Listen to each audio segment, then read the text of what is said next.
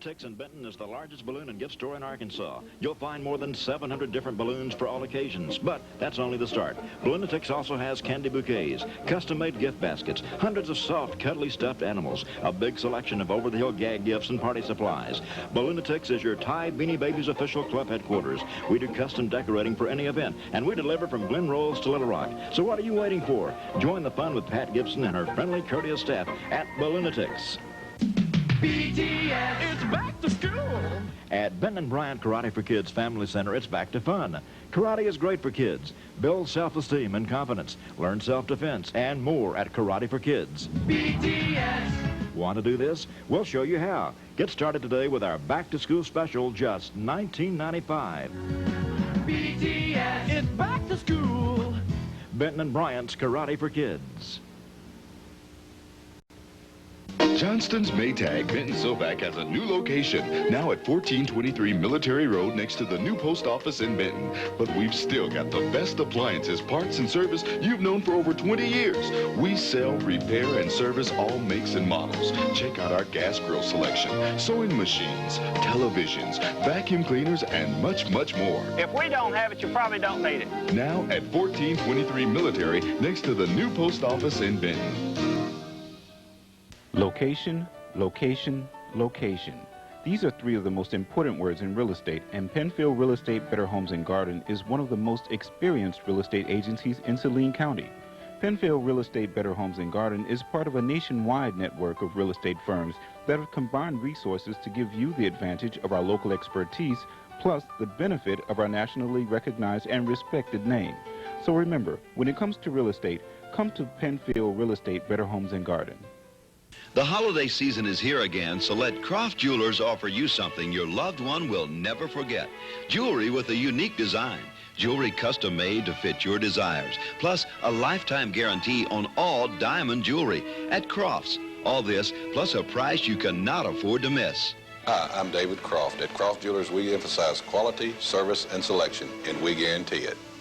Croft Jewelers, Little Rock, North Little Rock, and now in Benton to better serve you. To demonstrate the unique construction of a Simmons Beauty Rest pocketed coil. I wonder what would happen on our mattress. John, we don't have a Simmons Beauty Rest. Individual pocketed coil springs to reduce movement and help give you undisturbed. We don't have a Simmons Beauty Rest. How much less movement will you feel on a Simmons John, we don't. Only Simmons has the Do Not Disturb mattress. Katie? Whoa! Save up to 50% on Simmons Beauty Rest. All sizes on sale. Ferguson's in Benton next to Walmart. It's homecoming, and it's the conference opener for the Bryant Hornets and the Sheridan Yellow Jackets. Tonight from Bryant Stadium, Rob Patrick with Jim Legrone. How you doing? We've got football for you, and it should be a good one, Jim. Rob, it's going to be one of those classic games. 3 yards in a cloud of dust for the Sheridan team, and Bryant's going to try to throw over them. But I tell you, the game, I think, has two keys. Bryant wants revenge for last year. It was a tough ball game. It was a tough loss for the Hornets to take.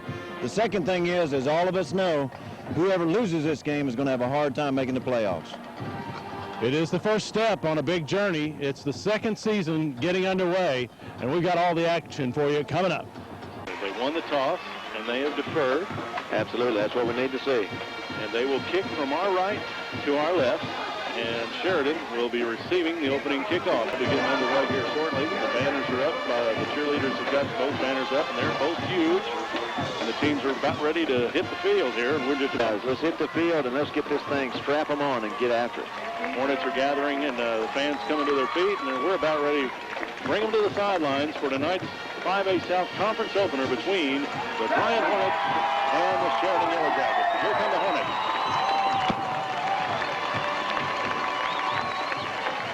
They come in 3-0 with victories, one lopsided victories over Malvern and Catholic the last 2 weeks, and a big victory to get the season started at Conway at the start of the year. I can assure you tonight, Rob, those young men are as intense as they've been all season, especially since the first game of the season. You know, one of the telling drives we had that really concerned us, if you remember back in the Conway game, first time Conway touched the ball, they took 8 minutes off the clock, pushed down the field, scored that touchdown, and that's the same kind of drive Sheridan would like to start with tonight. Control the clock, kind of demoralize the Hornets ever so slightly. But Rob, I tell you, I've watched Bryant so much this year, I just expect them to play well. I think Coach Patton has got their attention, the good team chemistry.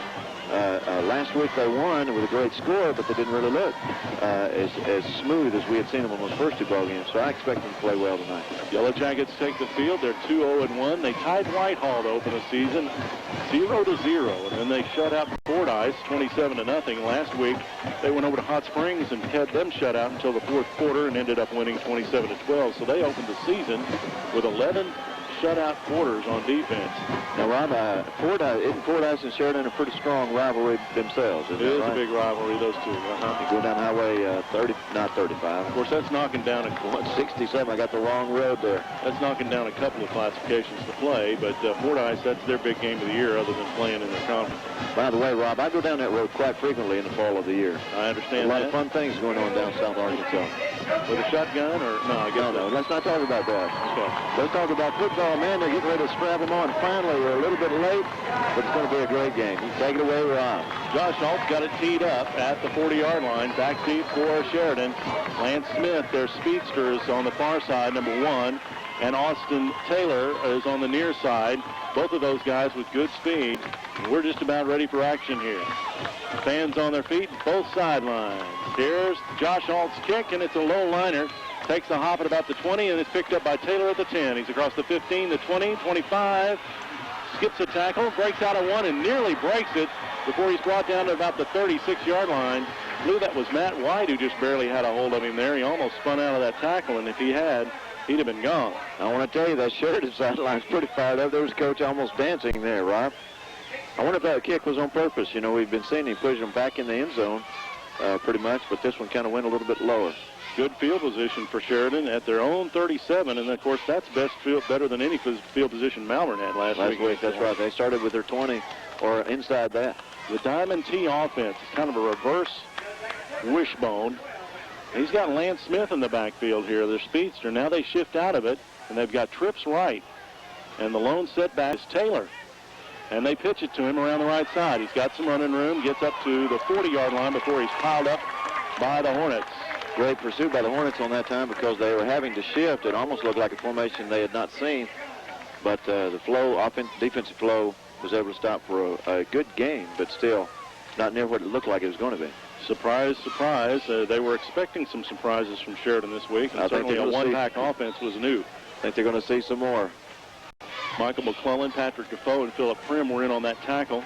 2nd and 7 for Sheridan. Opening drive here in the ball game. They're at their own 40-yard line. Again, they shift. They get wide out stubble to the right-hand side and a wing to the left. They pitch it to the left-hand side again to Taylor. He breaks a tackle, gets close to the first down and past it. He's to midfield, and the Sheridan fans and sidelines are fired up as a first down for Austin Taylor at midfield. Austin Taylor's running well. 10-yard pickup. Pretty good for a guy that wasn't going to start on the offensive side of football. He has looked good. Now they do some changing, and it looks like they'll go back to the full house backfield as Jackson checks in. Jonathan Duck has gone to the sideline to get a play, and he will come back to the backfield. But Junior Warwick, Andrew Jackson, and Stephen Geary are in the backfield.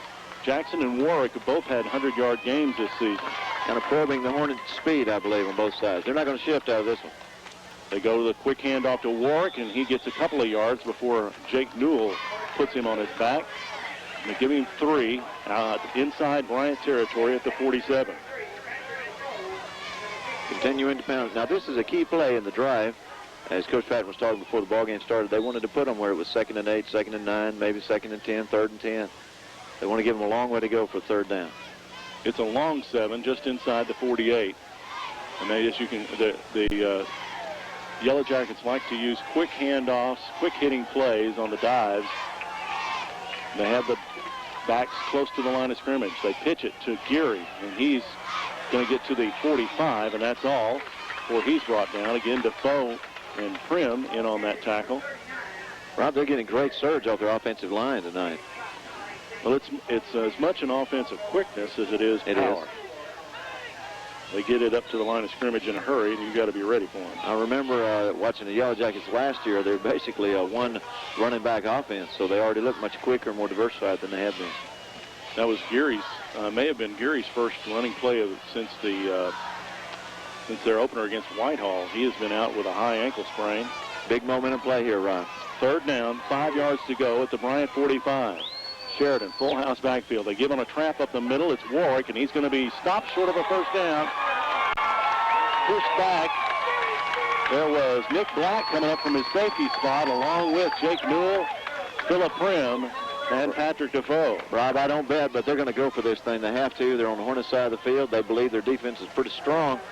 They're gathering that punting team, but I don't know if they're going to kick it or not. It's awfully early to be taking this kind of a gamble, but Jonathan Duck is staying in the ball game, and I don't see B.J. McCurley, their punter, so it looks, here comes the punt team. A little fakery.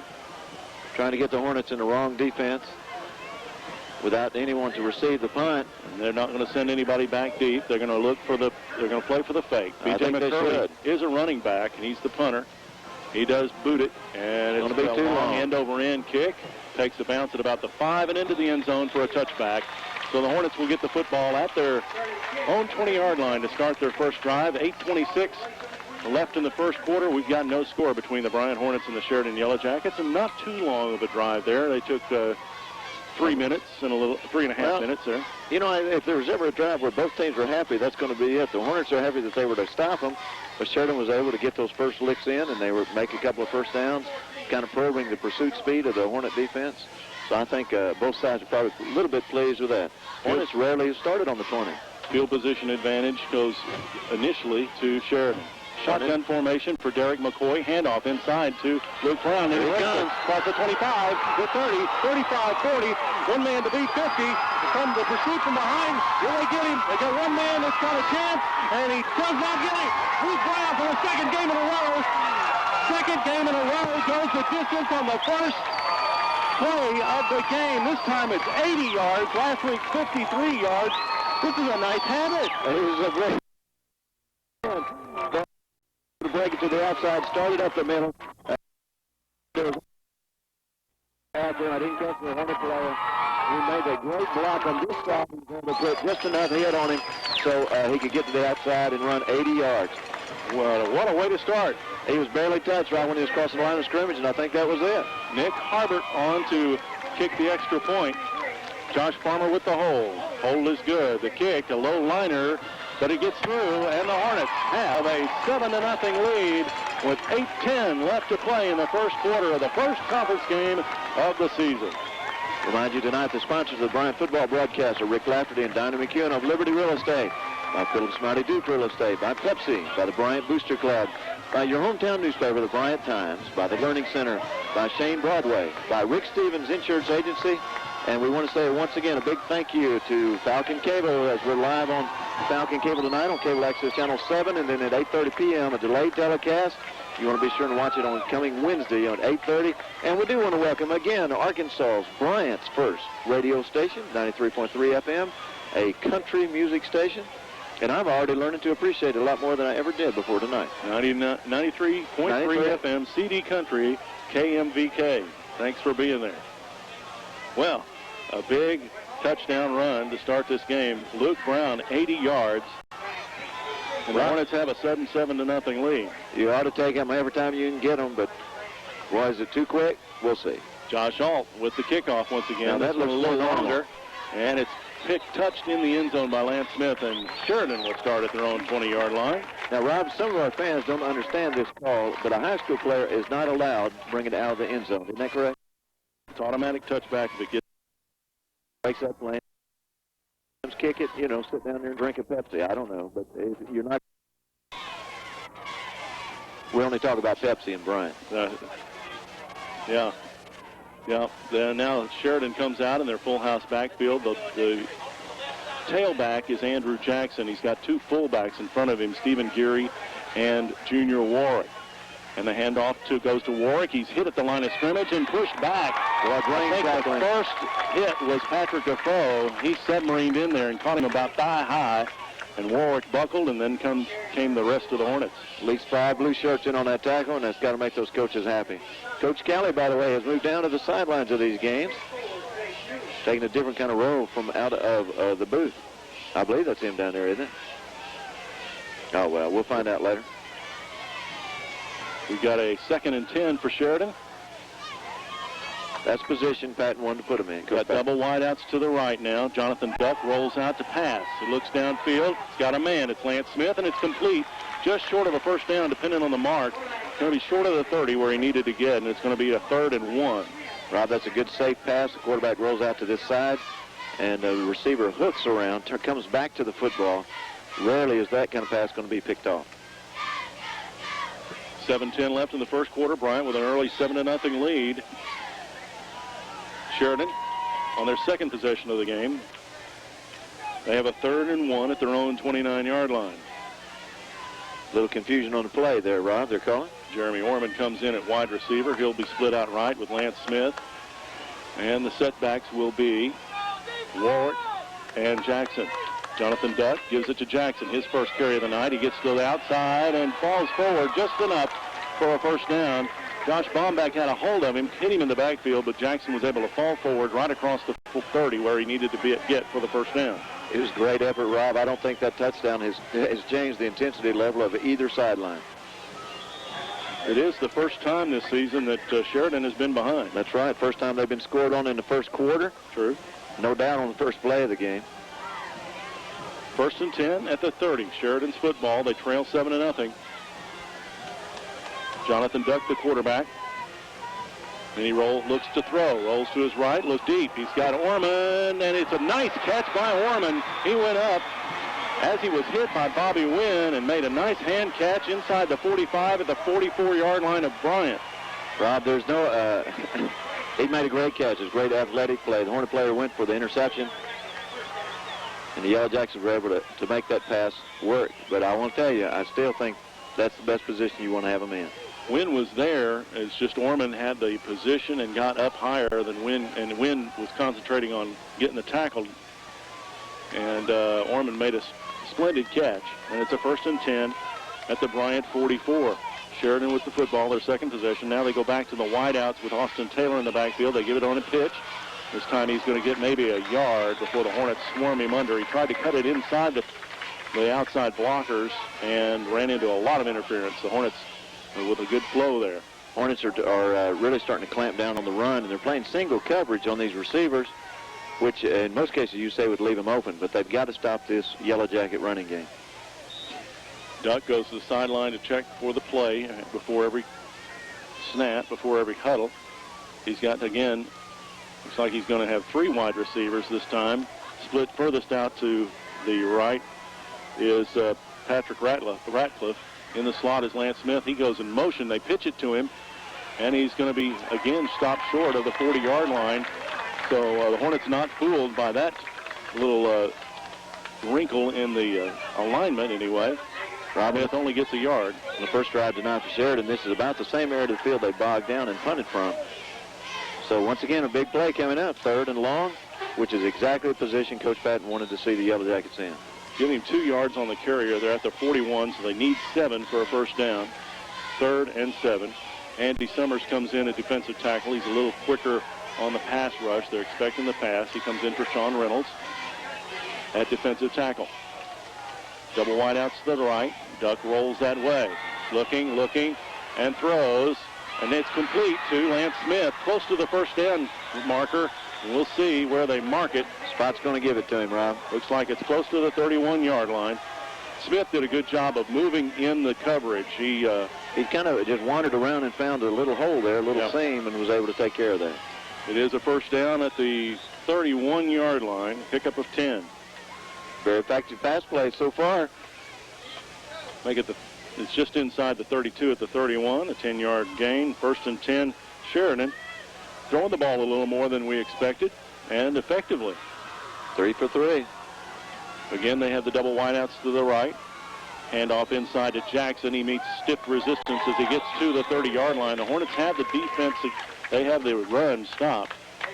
Jackson there gets a yard.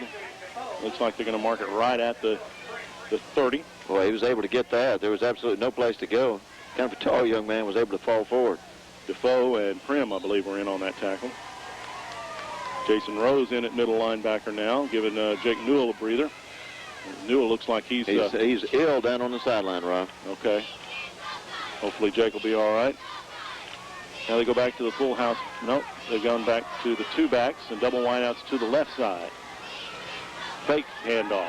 Duck rolls left this time. Under pressure, gives it a long lead. Wounded Duck. Double coverage, and the ball is knocked away. Josh Bombeck almost intercepted it. Threw it into a crowd, and he was fortunate not to get it picked off. The intended receiver was Jeremy Orman. Absolutely. I imagine everybody was sweating on that play. He threw it up. Duck threw a duck up in the air. Very fortunate it wasn't picked off. Threw it into three shirts, but you know, the Sheridan player ended up pretty close to it. He did. It had to be knocked out away. Yeah, and good pressure that time by the Hornets on him. First time they've really given him anything to think about in that regard. Jake Newell's just got a little bit of upset stomach, I believe, but we should see him later on in the game. Big play here for this ball game. 3rd and 9 at the Bryant 30. Sheridan with the football, trailing 7-0. Duck, straight drop back this time. Looks, throws it downfield, and it's incomplete. There was a bump there. We do have an early flag, or do we? No, there was an early flag. He went down. It had to be probably a procedure call, I believe. It is on the line of scrimmage. Yeah, the timing of it. Motion. But they'll probably decline that and make it 4th down, don't you think? Oh, I think that they should, since it is 4th and long. Not give them the chance again on that pass play, but of course Sheridan's going to go for it on this end of the field. 4th and 9 at the 30-yard line. Sheridan trailing 7-0. This is one of those early momentum plays, though, Rob. If Sheridan is able to come up with this, they'll be on the road. Probably hard to keep them out of the end zone. Radcliffe and Orman split to the right-hand side, the wide side of the field. Lance Smith is a slot to the left. Austin Taylor, the setback. Duck with a deep drop. He's going to throw a screen to Lance Smith. He's got some room to run. Smith inside the 20, 15, 10, and he is going to score on the screen pass. Great play, Rob. The quarterback rode to his right, threw back across the field to the left. It was set up well. I don't know if it's a play that the Hornets have been able to see so far, but absolutely, he ran untouched pretty much all the way in. Well, this is going to be a ball game, isn't it? They had the flow to the right and then threw back to the left on the screen, and they had some blockers out there in front of him. And Smith, with probably the speediest of the Sheridan players, ran it in for a 30-yard touchdown play, and now B.J. McCurley will try to tie it with the point after. I think these points and field goals are going to be important tonight. Jeremy Orman, the holder. He's got it down. The kick is up, and it is good. Bobby Wynn came close to Boy, he came real close. I think he probably came between his arms. So, with 2:55 left in the first quarter, we're all even. Our score, the Bryant Hornets 7, the Sheridan Yellow Jackets 7. Phillips Mounty Duke Real Estate is your real estate connection for Bryant and all of Saline County. They have over 30 licensed professionals to serve you. Arkansas Business Weekly recognized Phillips Mounty Duke as one of the top 15 firms in the state, placing them as the #1 Saline County real estate office. After the game, take a look at our listings on the internet. You'll find us at phillipsmountyduke.com. We've got the site for community, school, and real estate information. That's phillipsmountyduke.com. Rob, so far tonight, quarterback Duck is 4 out of 6 for 75 yards, and Smith has 3 catches for 49 yards and a touchdown. Lightning is struck back again. This is going to be a ball game until we get all the way down, I tell you. 80-yard scoring drive, by the way, in 10 plays. The Hornets expected some surprises tonight, and they've certainly received it. A passing game from Sheridan that they didn't expect. B.J. McCurley is set to kick off. Looks like he's going to try and kick it cross field. He's at the right hash. Well, it looks like he's getting cross field, but all of the Sheridan Yellow Jackets are aimed on that side of the field. So this maybe could kick it short as the onside or go ahead. I think it's a little early to do an onside kick, but you never know in this ball game. The Hornets have noticed this, and they put Matt White up at about the 25 on the far side of the field. Back deep, Jonathan Jameson and Josh Farmer.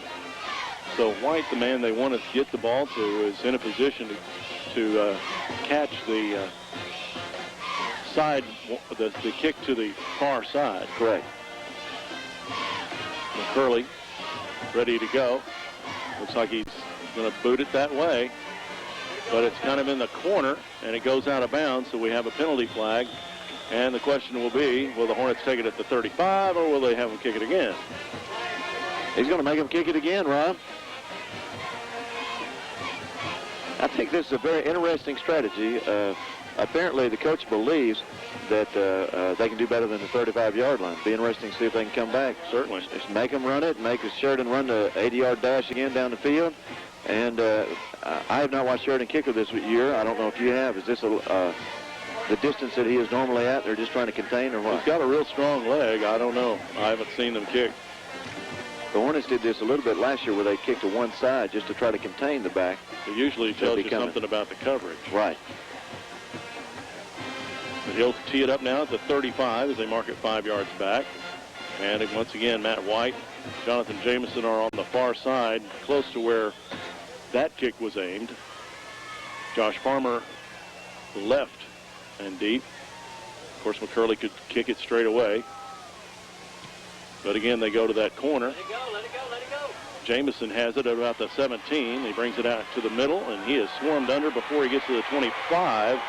So it worked in Sheridan's favor there. Well, it worked in Sheridan's favor, but they should have let it go ahead and go on out of bounds again because he caught it standing over there by the sideline. And more than likely the ball had done, but it'd do that again. A little bit of a sophomore mistake there as Jameson caught it. Oh, you want to play. You want to strap them on. You want to get after it. Here's the Hornets going into the huddle this time. They said they might do this a little bit more this week. First and 10 at their own 23. This is the second time they've touched the football tonight with 2 minutes left to go in the first quarter. It'll be just their second play. Second play, that's right. Now Matt White is in at halfback, and they've got trips to the right with Farmer in the slot. Fake it to White. They look to throw under pressure. A safety blitz. He's got a man, and Farmer's got it at the 35, across the 40, and out to the 46-yard line. Boy, Matt Brown was wide open at about the 40. He had his choice of receivers. Farmer coming across the field, made a nice catch, and a big pickup for the Hornets as McCoy avoided the rush. I'm not convinced he wasn't throwing to him, Rob.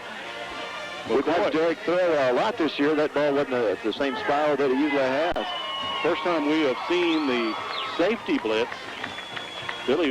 Jason Winston was in there on the blitz for Sheridan, but McCoy avoided it, stayed cool, and threw the pass, a rifle shot for a 22-yard pickup. 2:40 left in the first quarter. Hornets calling the play at the line of scrimmage now.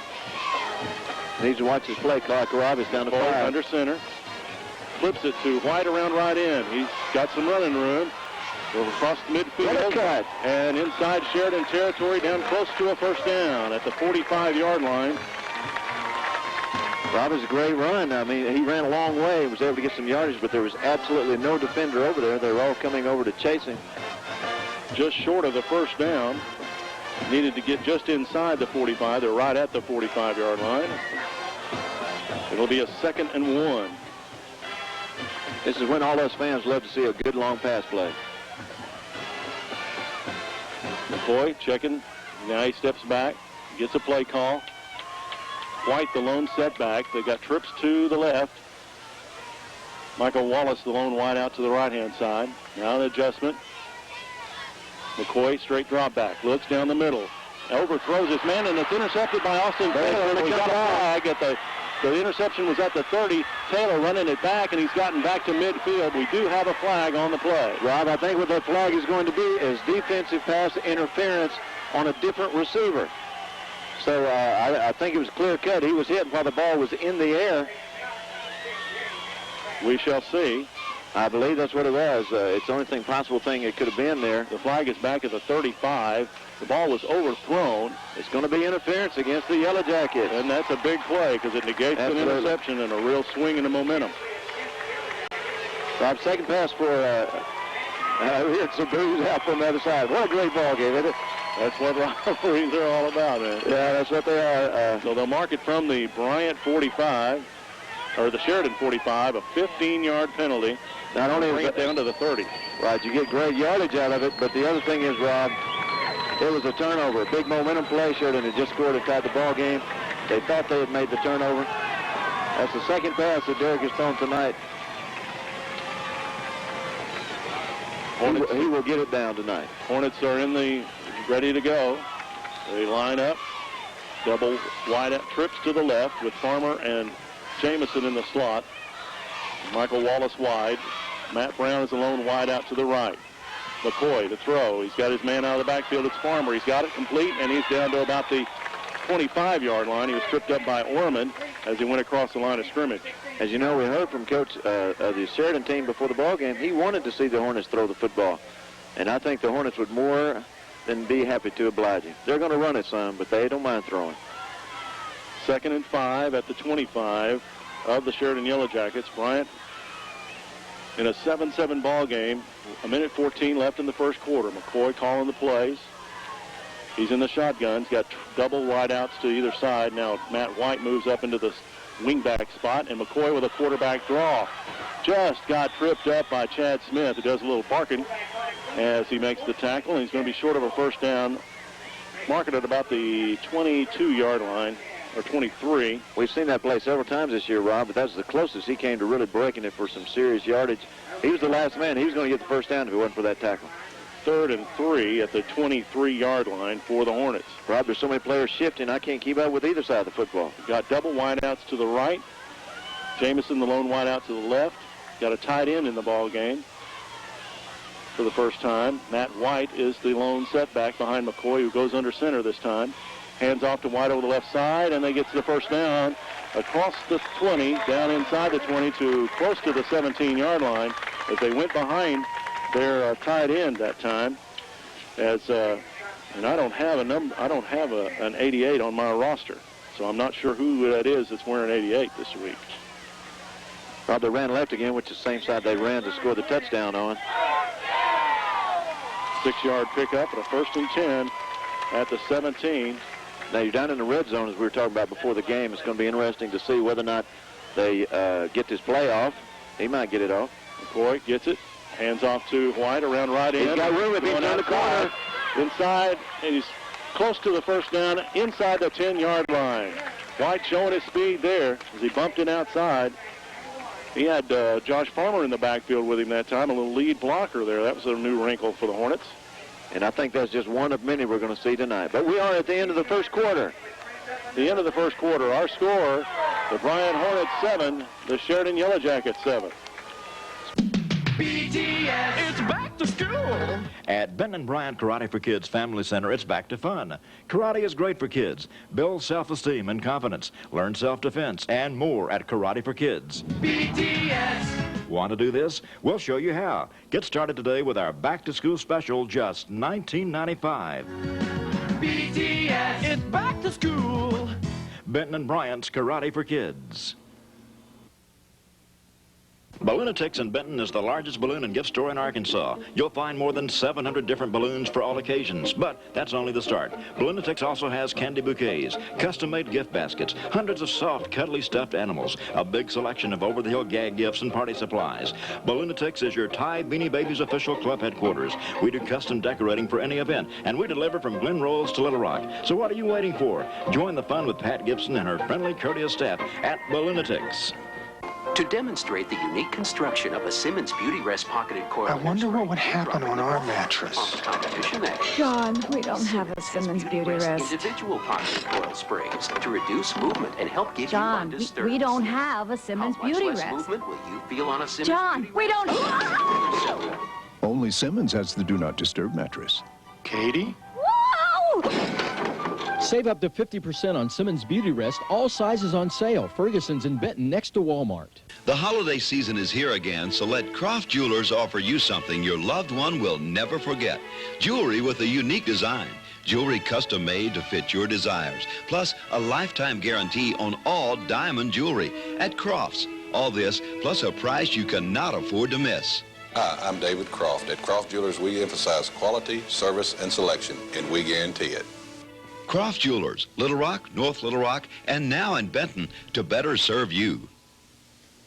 Location, location, location. These are three of the most important words in real estate, and Penfield Real Estate Better Homes and Garden is one of the most experienced real estate agencies in Saline County. Penfield Real Estate Better Homes and Garden is part of a nationwide network of real estate firms that have combined resources to give you the advantage of our local expertise plus the benefit of our nationally recognized and respected name. So remember, when it comes to real estate, come to Penfield Real Estate Better Homes and Garden. Johnston's Maytag Benton Silvac has a new location, now at 1423 Military Road next to the new post office in Benton. But we've still got the best appliances, parts, and service you've known for over 20 years. We sell, repair, and service all makes and models. Check out our gas grill selection, sewing machines, televisions, vacuum cleaners, and much, much more. If we don't have it, you probably don't need it. Now at 1423 Military next to the new post office in Benton. Do have first quarter stats. I give them after this play. 1st and goal at the 7 as we resume here at the start of the second quarter. The game tied 7-7. McCoy gives it to Luke Brown, and he's going to get around left end and may get the score, or he fumbles into the end zone. It's going to come back, though, Rob. It came by that referee, which usually means either some type of procedure or a hold. Now, was he down when he fumbled? Whether they take the penalty or not may depend on what the situation is. They're going to mark him down at about the 1 yard line. The ball came loose. It may have been after he was down. I don't know. It's an interesting call here, Rob. We have a procedure penalty, motion against the Hornets. And I'll tell you, it really is probably a break, depending on where that fumble was, Rob, that you were talking about. If the fumble is declined, and if it is a touchback, Sheridan's football. Well, I tell you, they've got a coach over there that can jump higher than Bryant, and that's pretty high. So, what a turnaround. That's the second time in 2 weeks the Hornets have been on the way to the end zone and fumbled into it, and the ball goes over. And, Rob, we were just talking about how deja vu, this was just like last year. They fumbled down on that end of the field. Going for a touchdown, knew you were going to get a momentum play, and then that fumble. So the Hornet defense has got to bow up and take control back, hold them down here, and win field position. By the way, first quarter offensive yards for the Hornets, 131 yards and 1 touchdown, of course. And for Sheridan, 101 yards and 1 touchdown. Hence a close score, close stats. 1st and 10 at the 20. Sheridan takes over. They dodge a bullet there. So they ebb and flow of the momentum. Double tight ends. They give to Jackson over the right side. He's up over the 20 to the 23. See where they mark it. There's a big pile there. Give him 3 yards out to the 43. Rob, if we're keeping a count on breaks, they're even, 1-1. Hornets got a big one on that drive, and Sheridan got a big one right back. 11:26 and counting in the second quarter. 7-7 ball game, the opening conference game of the season. A pair of unbeaten teams, Bryant and Sheridan, going at it tonight. And I think we have more people tonight, a great crowd, more than we had last week. We have people stands in both end zones. Just a great time for high school football. It is a full house at Bryant. Warwick tries to take it wide, and he's going to be brought down for a loss. We have a flag rolled out there. I didn't see a face mask. I think it's a hold, Ron. Warwick was dropped for a loss by Josh Bombeck, and the preliminary signal is a penalty against Sheridan, although the loss was back to the 20, I believe, so it bring up a 3rd and 10 if they decline it. Now, Rob, this is where I think the coaches are going to want to push them back, to push Sheridan in more of a passing type situation, because they might not going to be throwing that much on their end, on the end of the field, and the Hornet defense is really tightened up on the run. They say they're going to decline it. It's of course. Back at the 19. After I give the great dissertation of what's going to happen, they decline it. Well, it's a 3rd and 11 as it is. Absolutely, and that's the right call. I was just trying to defend the other way. All right. I've been a politician before, you know. It's always best to think of both sides of the equation. That's right. That's why I run for office, you know. 3rd and 11 at the 19-yard line. Sheridan with the football. Great big momentum play, man. The Hornets can get the ball at great field position. They've already had a few, and there'll be some more. Yeah, that's 7-7. Duck back to pass. Looks under pressure, ducks under, and is able to get back to about the 16-yard line. He ducked under Sean Reynolds and Patrick Defoe, but they hit him enough to make him stumble, and they're back at their own 16-yard line. And that's definitely punting territory on a 4th and 14. Absolutely, Rob, and he just almost got his legs back, but really that'll go down as a sack as well as should. By the way, we do need to take note, Jake Newell did come back in the ball game already, and what a gutsy play for him. He's sick, obviously ill, but he just really wants to play in this football game. Back to receive the punt will be Matt Brown. He's standing at about his 45, 46-yard line. B.J. McCurley, the punter. Hornets put a rush on. Chris Melhorn got close. Oh, what a roll. Sheridan got a friendly roll, and it's inside the 35 down at the 31-yard line. B.J. McCurley with a huge kick. 52 yards. Away from Brown. Brown had no way of catching that one and turning the field position over. 52-yard punt. Whoa, what an offensive weapon a good punt can be. Now see how the Hornet offense responds to that disappointment that they had down the field. They were on their way for a touchdown. Luke Brown was tackled at the 1-yard line. The ball came loose, went into the end zone, and Sheridan ended up with the football. So now the Hornets back on offense after a good defensive stand. McCoy to throw. Throws a little swing pass to White. Tries to juke around to Jeremy Orman, but Orman brings him down. White may have gotten back to the line. No, he's going to lose a yard on that play. As Sheridan very aggressive coming up on that coverage. They played the receivers tight, and of course that was just a swing out of the backfield. But like you said, it was a great open field tackle, 1-on-1, man-on-man-on. 2nd and 11 at the 30. The Hornets with the football. Lone setback is Luke Brown. They do have a tight end in there, and I'd like to find out who 88 is because he's not on our roster. Got Matt White to the left along with, looks like that's Matt Brown over there. The lone wide out to the right is Josh Farmer. Now White in motion to the right. McCoy will roll that way. He looks, Farmer's open, but he overthrows him at about the 41-yard line. Derek with a little too much arm on that one. A little too much mustard, and now it's 3rd and long for the Hornets on their side of the field. And we might see their first punt if they're unable to convert. 3rd and 11 at the 30. Michael Wallace comes back in the ball game. The tight end comes out. Brent's making a mad dash trying to find out who that person is. We don't have a number. No, we don't have a name yet. Hornets McCoy looking for the play call from the sideline. He's in the shotgun, got trips right. Matt Brown, the lone wide receiver, to the left. McCoy rolls right. He looks, he throws, and it's intercepted. This is Radcliffe at the 45, back to the 40, the 35, and out of bounds at about the 32-yard line. Second turnover in a row for the Hornets tonight, Rob. McCoy's pass was just telegraphed ahead of time. The defender was able to read his eyes and was able to go to the flow. Well covered there, Farmer on that play. And now Sheridan with a first down at the Bryant 33 as the momentum stays. Boy, I tell you, it's going up and down the field, isn't it? It's a pendulum. It's kind of going back to either side, and man, those Sheridan boys came to play tonight. We have a 7-7 ball game. 8:50 left to go in the first half. Bryant and Sheridan. Rob Patrick here with Jim Legrone alongside Brent Jackson on stats. Sheridan with their best starting spot of the game, and they give it up the middle. This is Geary, and he's going to get to inside the 30 to the 28-yard line. One of the best running plays I've had in the last couple of series times they touched the football. It's amazing what field position does to your confidence, to your momentum, the drive. Man, they smell pay dirt here, and they're going to go after it. 2nd and 5 at the 28. Sheridan with another break.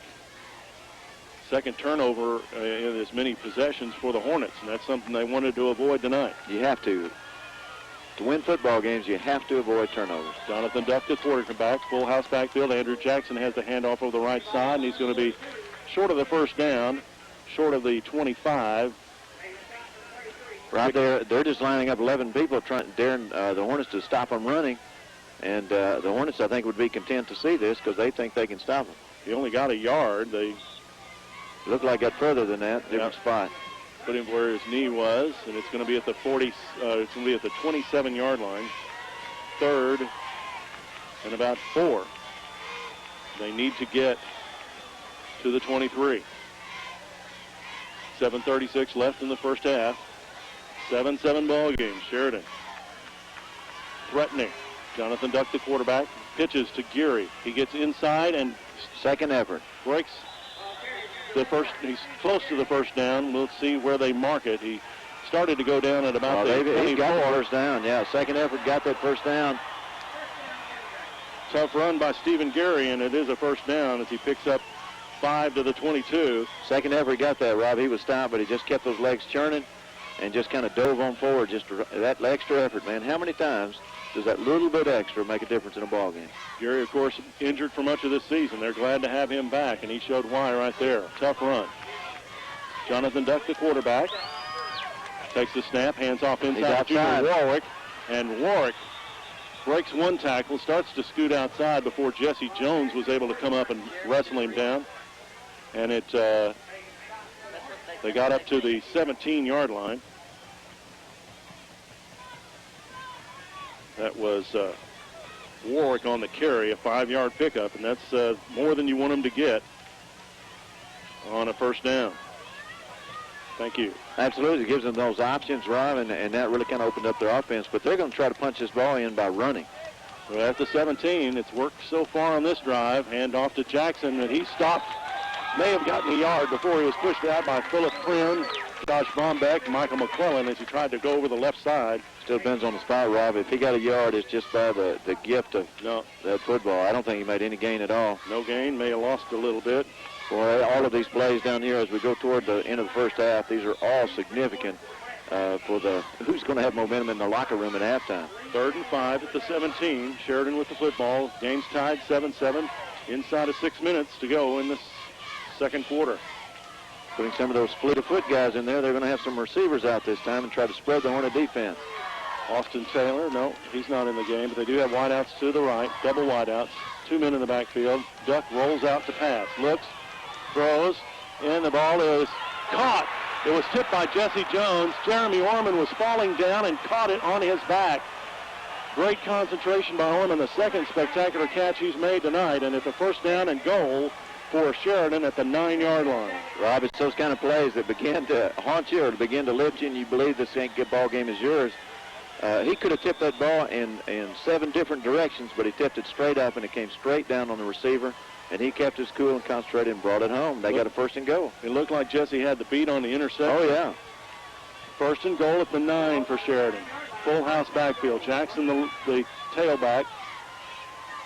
Duck hands to Warwick, and on the trap, he gets inside the 5, and he stood up at about the 3-yard line.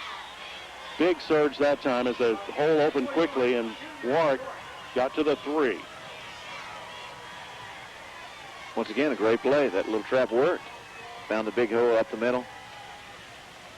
Robert, if they're going to score, they need to go ahead and score and give the Hornets a chance for halftime to try to tie it up. 4:50 left to play in the first half. Second and goal at the 3 for Sheridan. They got this possession off an interception. Started it at the Bryant 33. Handoff inside. It's Gary, and he's in for the touchdown. That quick hitter. And Sheridan takes the lead. Rob, like I said, it's just man-on-man, 11 on 11. Gary was able to break to the outside just ever slightly, went off tackle. And they punched in for the score. Hornets are in an unusual position. They haven't been behind very much this year. Of course, Sheridan hadn't either. So they just credit to both these ball clubs. They've been playing so well. McCurley is set up to kick the extra point. Orman, with the good hands he's shown on the pass receptions, he's the holder. The snap is good, hold is good, but the block, the kick is blocked. Bobby Wynn, he almost got to the one last time, and he got to this one. Bobby Wynn blocks it, and that could be big. I couldn't tell the snap. He was having a hard time getting it up off the ground, but we'll give Wynn credit. Rob, we say all the time, those little one-pointers always come back to haunt you. The Hornets are going to score again in this ball game tonight. I don't know about Sheridan yet, so that will be significant later on in the game. So the score with 4:35 left in the first half, Sheridan 13, Bryant 7. Phillips Mounty Duke Real Estate is your real estate connection for Bryant and all of Saline County. Arkansas Business Weekly recognized Phillips Mounty Duke as the top 15 firms in the state, placing them as the #1 Saline County real estate office. They're also your real estate connection across the nation. Members of RELO, R-E-L-O, the nation's premier real estate network, Phillips Mounty Duke can put you in touch with a professional to handle your move anywhere. Just call the relocation department at 315-5000. That's 315-5000. Curley will come over to the left hash mark to kick this one off. And again, the Hornets try to get set with Matt White in position to receive it. He's back at about the 23. Behind him, Josh Farmer. And on this near side, Jonathan Jameson. Now, Rob, they need to really think about this. If they're close to the sideline, let it go out of bounds and push them back some more. As long as they don't wait too long, it's a live ball. Right, it is. You have to make that judgment quick. But if you're standing close to the sideline, you're catching it in the air. It's a pretty good indication it's going out. Yep. There's the kick from McCurley. And he brings it down the center of the field this time. Farmer, no, it's going to be Jameson at the 10, 20, and he is caught. Just clotheslined at the 21-yard line by Craig Beam. Absolutely. Clothesline is a great tackle. It's one of those tackles that brings everybody off their feet. A tremendous hit. It shows you the Sheridan Yellow Jackets are fired up right now. Now, the Hornets need to take some of the sting out of that And the best way to do that with 4:30 on the clock is chew this clock up and drive the football down the field. 1st and 10 at the 21 for the Hornets. They have 4:30 left in the half. Plenty of time to get something going here. They trail 13-7 against the Sheridan Yellow Jackets. Double wideouts to the right. Trips, actually, with Farmer and Jamison in the slot. Matt Brown wide left. McCoy under center. His lone setback is Matt White. He takes a handoff around right in, and he's run out of bounds at about the 25-yard line. Rob Crowd on both sides are sensing a momentum shift in this ball game, so everybody's standing up. Isn't this exciting? This is good high school football here. Good high school football, two good teams playing. 4-yard pickup for White on that carry. Looked like he might have some room to run, but Sheridan showed some of the speed they have by closing the gap there. White, a speedy running back. Now the Yellow Jackets come up with some tight coverage on the Hornets. And Bryant will waggle in the play to McCoy, who goes back in the shotgun. He's got White in the backfield with him. Trips to the wide side of the field. Farmer and Jamison in the slot. Michael Wallace is the far wide out. There's a low snap. The ball is fumbled. Picked up by a Sheridan defensive player and run in for a touchdown. That was a big play. Absolutely. Pilkington runs it in for the touchdown. The snap was supposed to go to Luke Brown. It was low, hit him in the shin. He couldn't pick it up, and Pilkington picked it up at about the 16 and ran it in for the touchdown. And what a swing! What a swing that was! Like you said, the snap was going to go in a different place, but it was on the field. It was low. McCoy was trying to get it, but he got hit by a defender. And as you know, the rule says if you pick up that ball in the backfield, you're able to go ahead and run it in. Sheridan's going to have to call a timeout here. There's a little disorganization on the field. They might want to go for two, of course. This break interaction tonight gives us a chance to remind you of the sponsors of the Bryant football broadcast. And these folks, we sure want you to let them know how much you appreciate their efforts. Sponsored tonight by Rick Lafferty and Dinah McEwen of Liberty Real Estate, by Phyllis Mounty Duke Real Estate, by Pepsi, by the Bryant Booster Club, by your hometown newspaper, the Bryant Times, by the Learning Center, by Shane Broadway, by Rick Stevens Insurance Agency. And once again, want to remind you that live on Falcon tonight on Channel 7, and a tape delay broadcast on Wednesday night at 8:30 p.m. And we welcome again the new radio station for Bryant, your hometown CD Country, 93.3 FM. And Rob, here they come. Both teams go out once again. The Hornets are going to score again tonight, so folks just need to relax a little bit. 19-7, of course. They've not been down this far before. But these points are critical. The Sheridan team needs to make them. McCurley will try the extra point, the conventional extra point. I'm not so sure this might not be a fake, Rob. We don't have the name of the gentleman who scored the touchdown. I thought it was Pilkington, but Pilkington 62. 91 is not on the roster. I told you, Rob, it might be a fake. They do fake it, and it's Duck who pitches it out, and it's going to be foiled. Kind of a haphazard pitch there, as everything was pretty well covered, and the Hornets were not fooled. So our score remains Sheridan 19, Bryant 7 with 4:19 left in the first half. Rob, what foiled that play was Bobby Wynn, because Bobby Wynn ran up, he ran past the ball carrier and took out the pitch man. He knew what was going to happen, and by doing that, he totally messed up the play and was able to take care of that. As they're lining up to make this kickoff again, it gives us a chance to remind you, of course, that Phillips Mounty Duke Real Estate is your real estate connection for Bryant and all of Saline County. They have over 30 licensed professionals to serve you. Arkansas Business Weekly recognized them as one of the top 15 firms in Arkansas, placing them as the #1 Saline County real estate office. Whether you're buying or selling, Phillips Mounty Duke Real Estate has the experience you desire and the proven success you deserve. So you give them a call at 315-5000. That's 315-5000. And man, is Sheridan excited right now, Rob. 19-7, they've got the lead, and the turnovers once again, just like last year, are haunting the Hornets. But they've got time to make up for it. Oh, they have plenty of time, Rob, and they've got to avoid frustration. They just need to keep their cool. And not only is there time in the ball game, but there's time in the second quarter here in the first half. And Sheridan needs to make sure they stay on the Sheridan side of the football. They need to stay in control. You can play with emotions for so long, but you can't maintain that in any level for a whole ball game. McCurley is set to kick off. Once again, deep are Farmer and Jamison. Matt White's the one they've been trying to keep it away from, and they have done so far. Farmer catches it at about the 2. He's bringing it up to the 20, 25, and he's going to be brought down at about the 27, maybe the 28-yard line. Rob, this is kind of an interesting turnaround that we're seeing. It's the Hornets that are having to struggle with field position football. I want to tell you, I know Derek wants to get back in the ball game now. They want to make something happen. Several mistakes tonight, that we've not seen during the year. 3 turnovers so far, isn't it? They're at the 26-yard return by Farmer.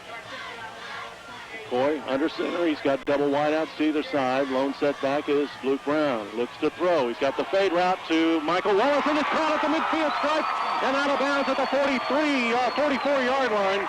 Nice job of adjusting to the pass by Wallace. First time we've seen that little fade, that little route that they run where they're throwing to the spot down the field. McCoy throws it where only the Hornet player can receive it. Wallace made a great catch. It was exciting to see him get that first touchdown last week. It wouldn't bother me if he got another one this week. 29-yard pickup, and again, the Hornets are ready to go. Double wide out to either side.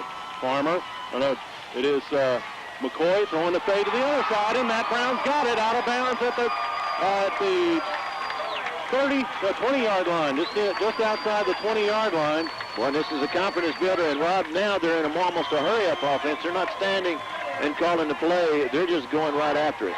Gives them a little bit of life. They're showing a little bit of 23 yards to the 21-yard line. Showing a lot to of 20. fun. But they got to punch it in the end zone. McCoy under center. Gives to Luke Brown on the draw. He's got room to run. Outside, breaks it outside. He's hog-tied at about the 15 and dragged out of bounds just inside the 15-yard line. Robbie had hold of his shirt. I thought for a second he had a face mask, but he made a great run once again. Now it's 2nd and 5. Kind of opens your offense up. You get a chance to do some things. Luke did a good job avoiding a oncoming rusher there in the backfield and got ahead, looks like, just inside the 15, 6-yard pickup. It'll be a 2nd and 4 at the 14-yard line. 3:55, plenty of time in the first half.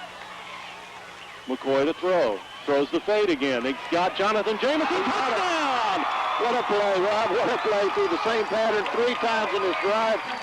I was just fixing to note that Sheridan Yellowjacks had lined up someone, or Jeremy Orman, just to act as that center fielder for him, but he wasn't able to get over there. A great pass, and you want to talk about Derek getting his confidence back. What a drive. Well, he knocked down 3 big pass plays in a row on that drive, and in 4 plays, they went 71 yards. And in no time at all, they got the ball. I didn't mark the time when they got the ball, but I know Sheridan scored. It was about 4:19. 4:19 was just over 4 minutes. Now this is a critical point.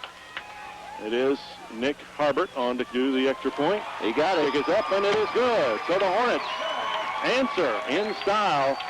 Our score with 3:50 left in the half. Sheridan 19, Bryant 14. Hornet football is brought to you tonight by Rick Stevens Insurance Agency, Incorporated, by Shane Broadway, by the Learning Center, by your hometown newspaper, the Bryant Times, by the Bryant Booster Club, by Pepsi, by Phillips Mounty Duke Real Estate, by Rick Lafferty and Dinah McEwen of Liberty Real Estate, and I'm an unpaid announcer for the Bryant Times. I want to tell you, you need to buy that newspaper and read the articles by Rob Patrick, our play-by-play guy tonight. Writes the best information you can get on sports in Bryant on all levels. I tell you, if they played Tiddlywinks, Rob would be there with his camera and his tape recorder writing down the stats, I guess, and who flips it further. So Rob is a great time. Dinah McEwen, by the way, is making her way up here. She's going to talk about Fall Fest. McCoy was 3 out of 3 on that drive for 67 yards, and that makes him 6 out of 9 for 93 for 1 very important interception.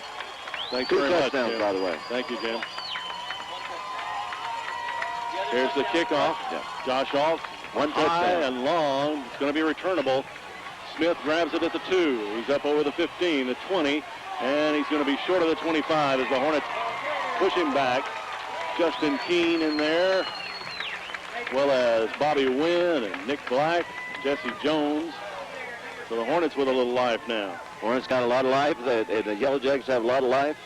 This is going to be one of those ball games we might not want to end, or whoever has the ball last is going to win. I don't know. I had a feeling it was going to be a corker, and it certainly has been.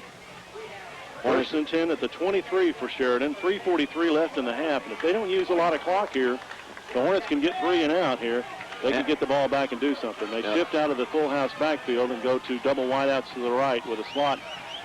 Pitch it to Austin Taylor around the right side. He gets around the end and gets down the sideline, close to first down yardage. It's going to be a late hit by Jake Newell. Late hit out of bounds. And this is a big it's a terrible time Sheridan. Terrible time to get that call for the Hornets. It's going to be a big mark off on him. He was clearly out, so that's across the field from us, and we could see it from here. Well, where do they mark him out of bounds? Looks like they marked him out at the 32, and a personal foul against the Hornets. So he was just short of a first down where they're marking it, I believe. It's going to be just short of that first down. This is going to give it to him, but Rob, it really opens their offense up. With 3 minutes left, they can kind of do what they want to do, to run out the clock and to push it down the field. 9-yard pickup, plus 15 for the hit out of bounds. A little overzealous there. Well, it also allows the Yellow Jackets to answer Bryant's score that they just made, and when Bryant's trying to take back that momentum as they go in the locker room, you know. The 1st and 10 at the 47. Hornets defense now under the gun a little bit. 1st and 10 for Sheridan. 3:35 left in the first half. Sheridan with a 19-14 lead. The Hornets trying to get the ball back after just cutting it to that. Jonathan Duck, the quarterback, checking with the coach on the play call, checking with his coach, Billy Dawson. Now the Yellow Jackets come to the line of scrimmage with a full house backfield. And Gary. Duck hands off to Warwick. And going nowhere. Going to get nothing. He bounced out of the first tackle, but there's Jake Newell coming back with a big hit to help hold Warwick to less than a yard. You know, the Yellow Jackets probably content if they could just make a couple of first downs. Of course, they want to score.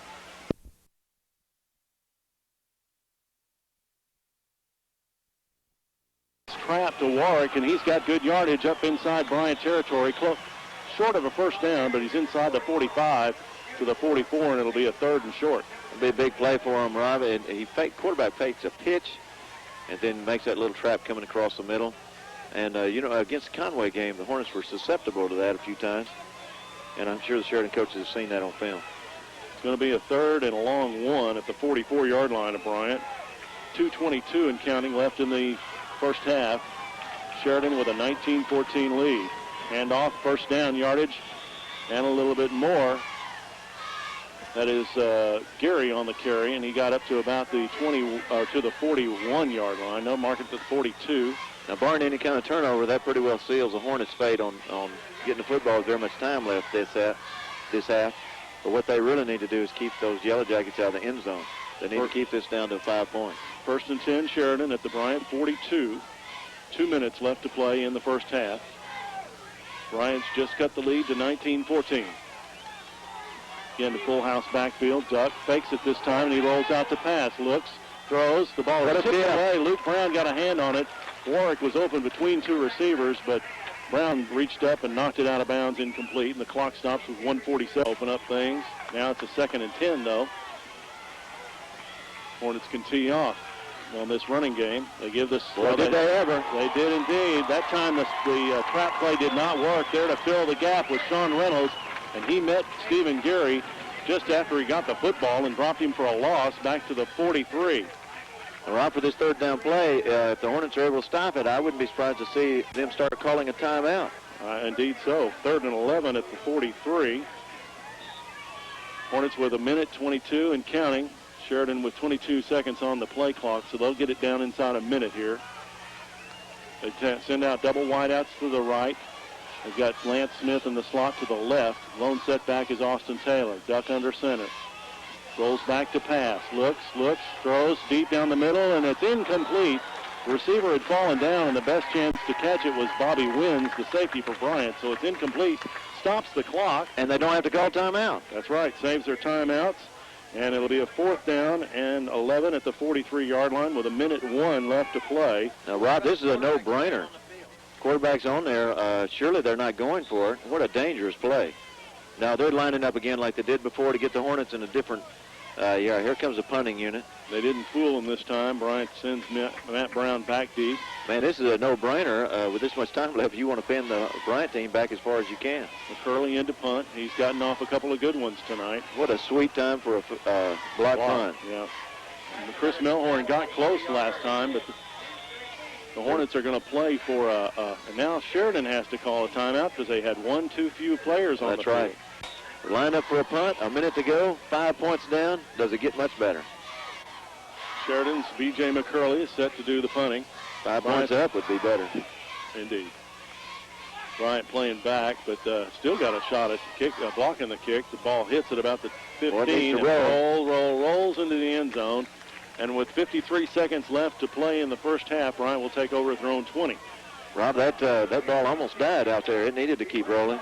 By the way, at halftime, we're going to be visiting with Dinah McEwen, who is part of Liberty Real Estate, but she's going to be talking to us on behalf of the Fall Fest.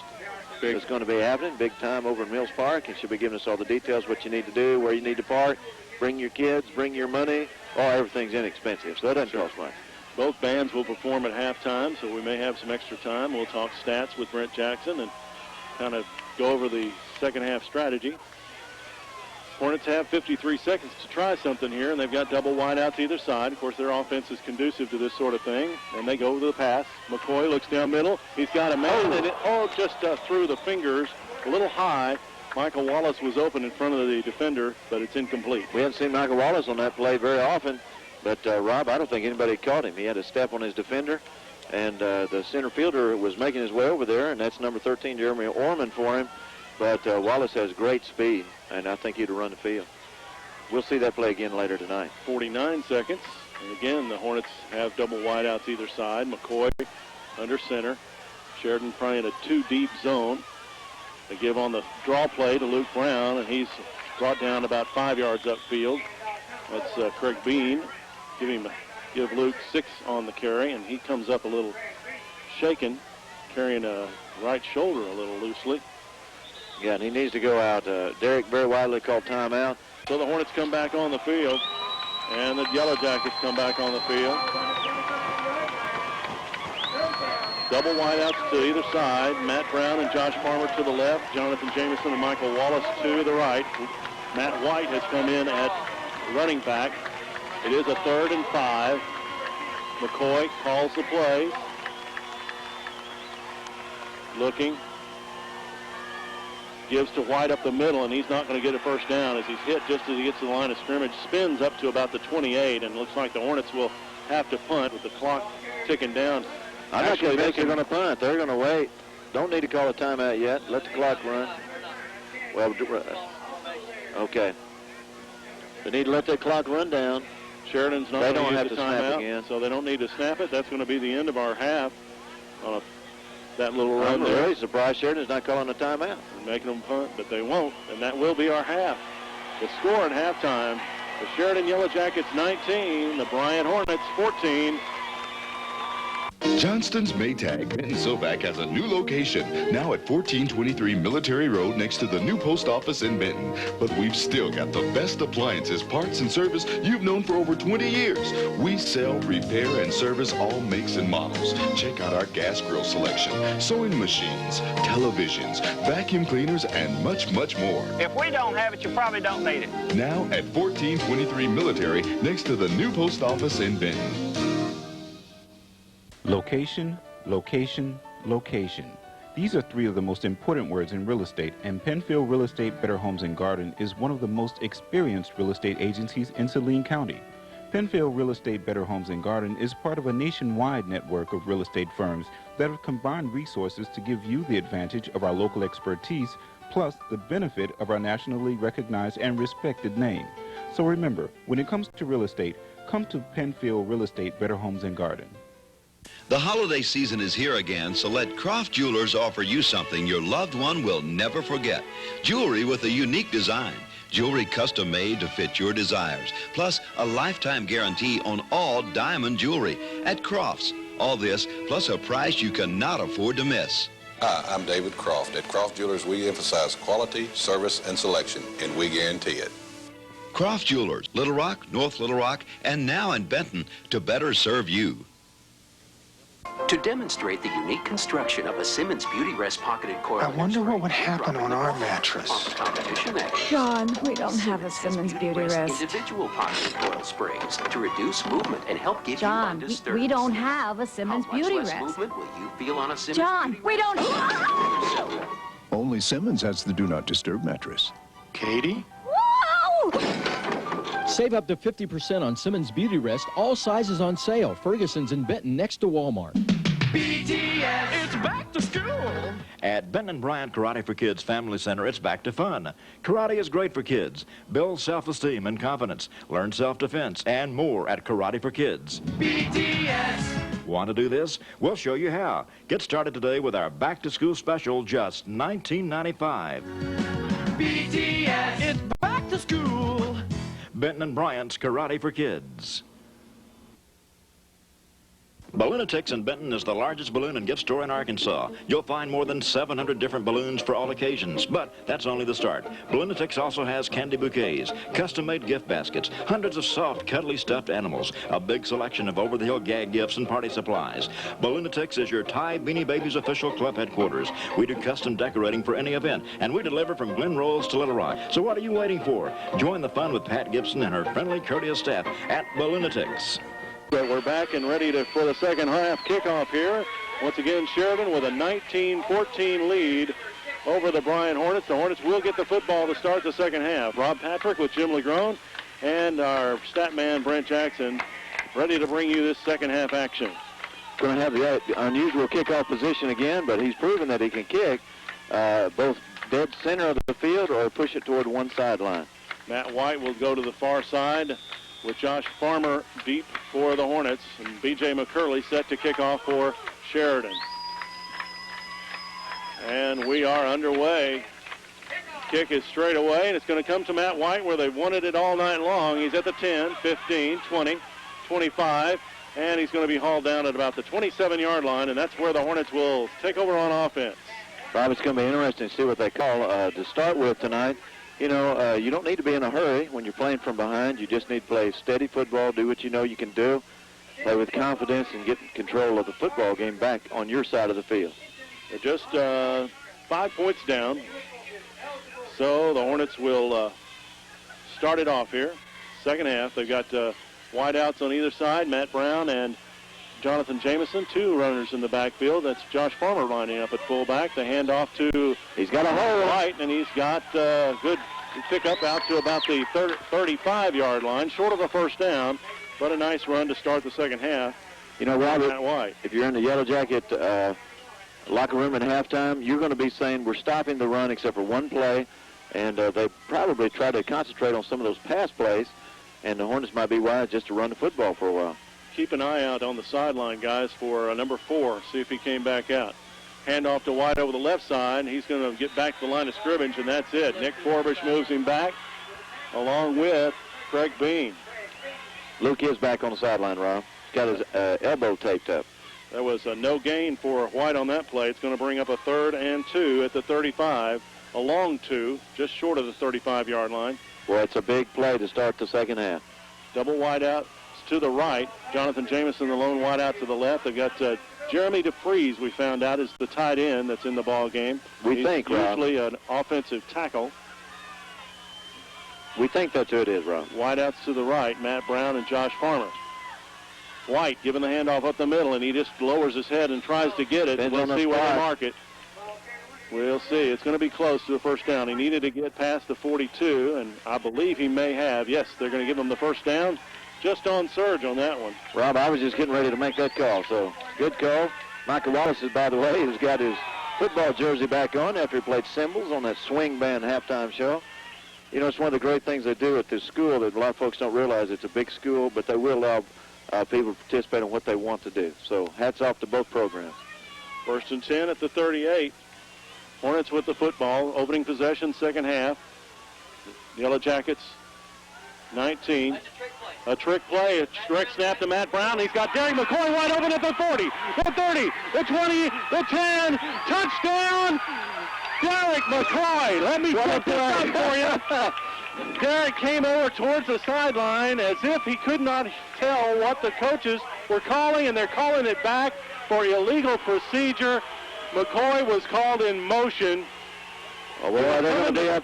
What a great play, though. Well, what a great play, and I sure would like to know what the procedure was on it. I don't think he had turned upfield in motion. A 62-yard play. McCoy came to the sideline, looking to the coaches like he was looking for the play call. Had his hands out. They snapped the ball to Matt Brown, who was in the backfield, and he and McCoy turned it upfield, went down the right sideline, and Brown hit him in stride with the football, but it's all for naught. 5 yards for illegal motion, and it may have just been I don't know. We'll see. They might have been faked out, or maybe not enough people in the backfield. You have to ask Coach after the game for that. The coaches are not happy about it. Oh, they're not either. You know, you can only run something like that once a game. 1st and 15 at the 33. And McCoy's back behind the center. Pitches to Matt White around left end. Gets a block and can only get back to the 35. Rob, that play is going to deflate them just naturally for a few moments, but you know, you got to suck it up and get ready to play and strap it on, and the game's still young. 2-yard pickup for Matt White. 9:49, third quarter. Bryant looked like they had a lead-taking touchdown, but instead it's still 19-14 Sheridan. Hornets with a 2nd and 13 at their own 35. Boy, what a play call. What a play call. Matt White, the lone setback behind Derek McCoy. Double wideouts to the left. Jonathan Jameson to the right. Pitch to Matt White. He avoids some. Oh, no, he didn't get around. They had a safety blitz on. I think he was going to throw the ball, Rob. Ratcliffe came in and dropped White for a loss back to the 28. I think he was going back to throw once again over on this side of the field. I think he was looking to this end, was going to make a deep route again. We've seen that earlier this season.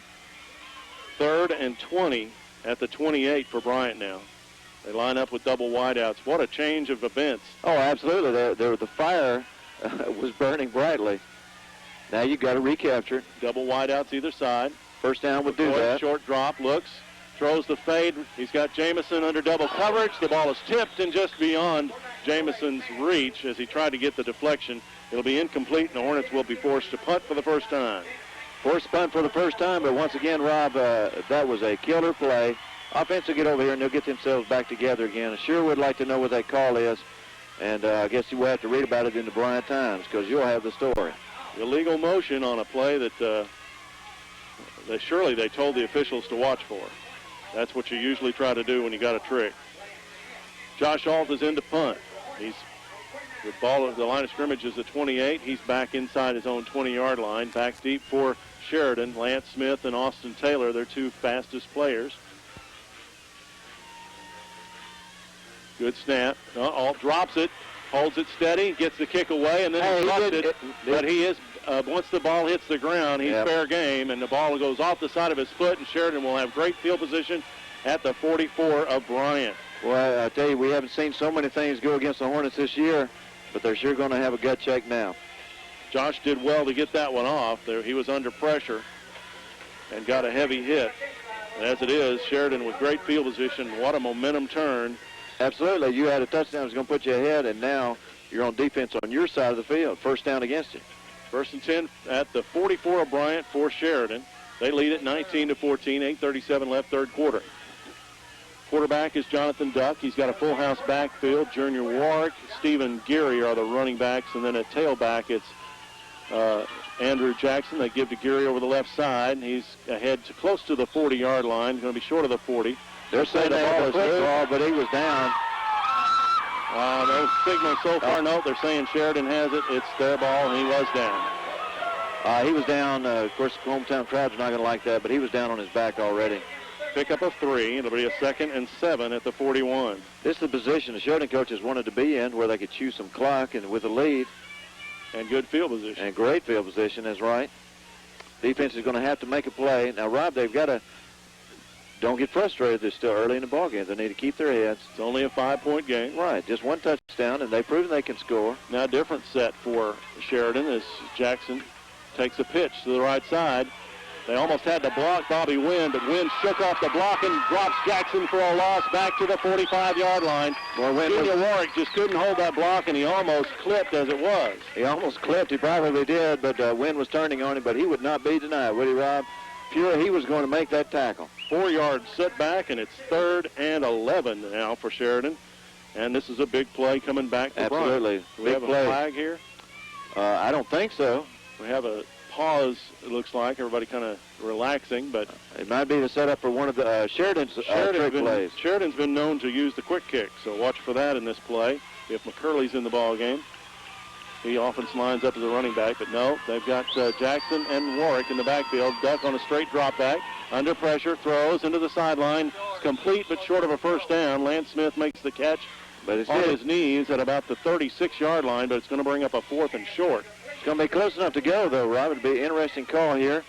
If you're in this close ball game and a defensive-type struggle, you would naturally kick this away. But the way the Hornet offense is playing, man, they ought to try to go for it, I would think. 4th and 2. It's a long 2 at the 36-yard line. They need to get inside the 34. Well, Sheridan had their most success running when they're going right up the middle on some type of counter, and I would expect them to do that again. Fans on their feet on both sides. Big 4th down play for Sheridan. Full house backfield. Quick hitter to Warwick. He's not going to get it. Gary, and he's stacked up and pushed back, and the Hornets have held. They will take over. Patrick Defoe underneath made the tackle. He just would not be blocked, and the Hornets will take over. Rob, what a beautiful defensive stand. At the time, they had to have it. Absolutely had to have it. You just had the feeling if they'd went in for a touchdown here, it might have been a long night for the Hornets. The momentum in this game has gone back and forth. That's right. Really, it's almost like a tennis match here. 1st and 10, 36-yard line, their own 36. The Hornets with the football back, 6:20 left in the 3rd quarter. They trail it 19-14. Moments ago, they thought they had a touchdown to take the lead. Now they got handoff to Matt White. He spins out of a tackle, gets ahead to about the 40-yard line. Nice run in traffic by Matt White. Pick up a 4. Matt's running tough, isn't he? Running hard. That was some hard orange yardage there. One of the best runs he's made for just 3 yards or 4 yards. We see Luke Brown come back in. I think that's the first time he's come back in this half. Yep, good to see. Luke's back in the game. Matt White is in. At the same time, he'll go to a wide receiver. McCoy looking for the play call. Looking for the play call. He got his arms out again, and Sheridan team probably was watching that for sure this time. 10 seconds on the play clock, and McCoy comes up under center. Calls the play. Now we have motion, and the Hornets will be penalized 5 yards as the tight end moves. Rob, I tell you, there was so much confusion on that play, they could have used a timeout. Now they got 5 more yards to go.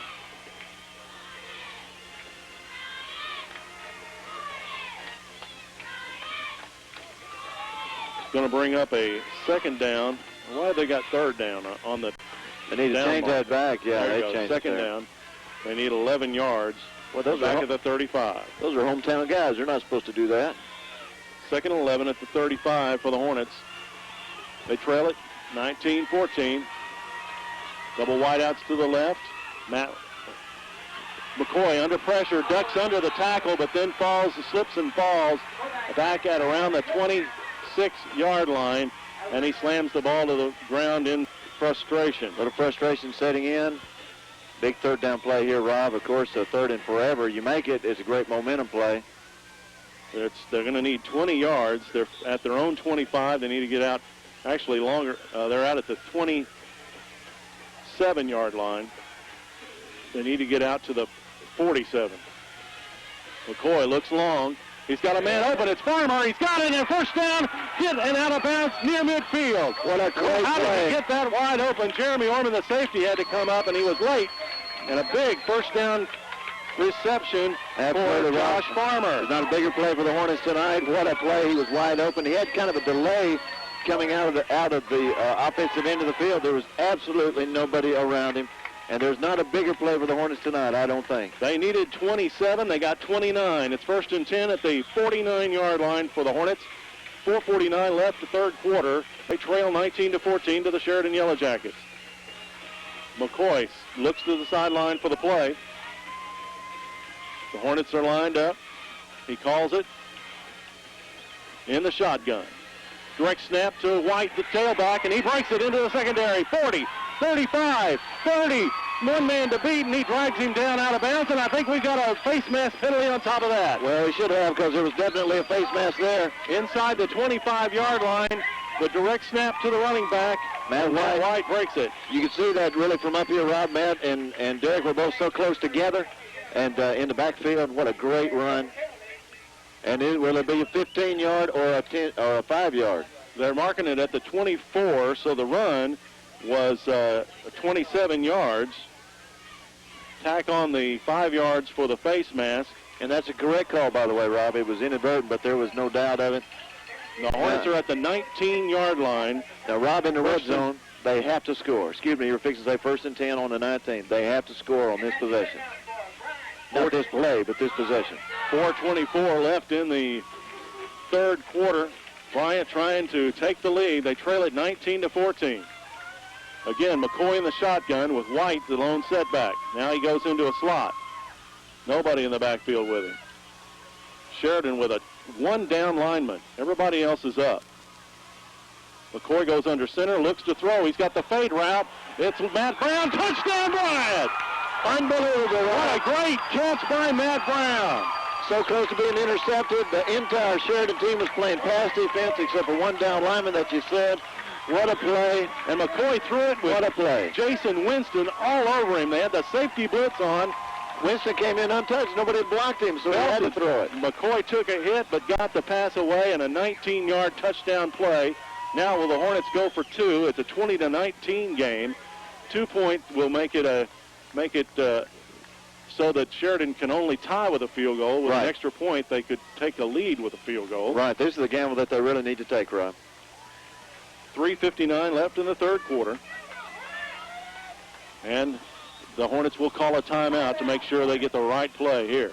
Scoring drive, by the way, Rob, was 64 yards in 5 plays. Derek now is 8 out of 12. McCoy for 135 yards, 2 touchdowns, 1 interception. 2-point conversion attempt here. Call it Rob. Well, the Hornets are set. They've got trips to the right. Matt White's the lone setback. McCoy rolls out to the right. He looks, he throws, and it's incomplete. So no good on the extra 2-point conversion attempt. With 3:59 left in the third quarter, the Hornets with a 20-19 lead. Alt with the kick. It's going to be short near the sideline, picked up at the 10 by Lance Smith. Brings it back towards the middle. Bobby Wayne collared him at about the 15-yard line, and that's where he's buried, short of the 15 at the 14. Tried to reverse field, but Bobby Wynn was there with good pursuit. Absolutely, Rob. How many times do you hear it? Just take the football, get what you can get, but go upfield. When you run wide, chances are someone's going to catch you. And now the Hornets have a Sheridan pinned on Sheridan's end of the field. It'll be interesting to watch the defense respond to this challenge. And we go back. Worst field position, according to Brent, that they started with in the whole ball game. We go back to the last offensive series for Sheridan. Bobby Wynn with a big play, dropping the running back for a loss. So he's come up big here in the third quarter defensively for the Hornets. Sheridan at the 14-yard line.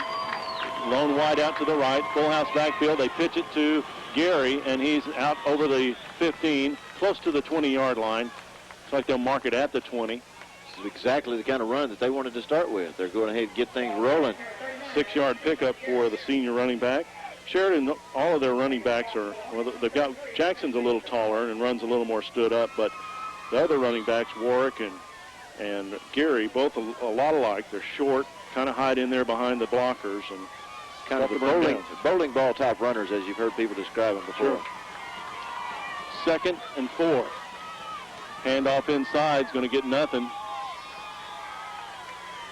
Deceptive handoffs in there. Let's see Deceptive, again. Looks like they did get looked like it was Gary who got it on the quick handoff, and he does have first down yardage out to the 25. Excuse me, a missed call there. I'm sure glad that they can see the football better than us, Rob, the Hornet defenders.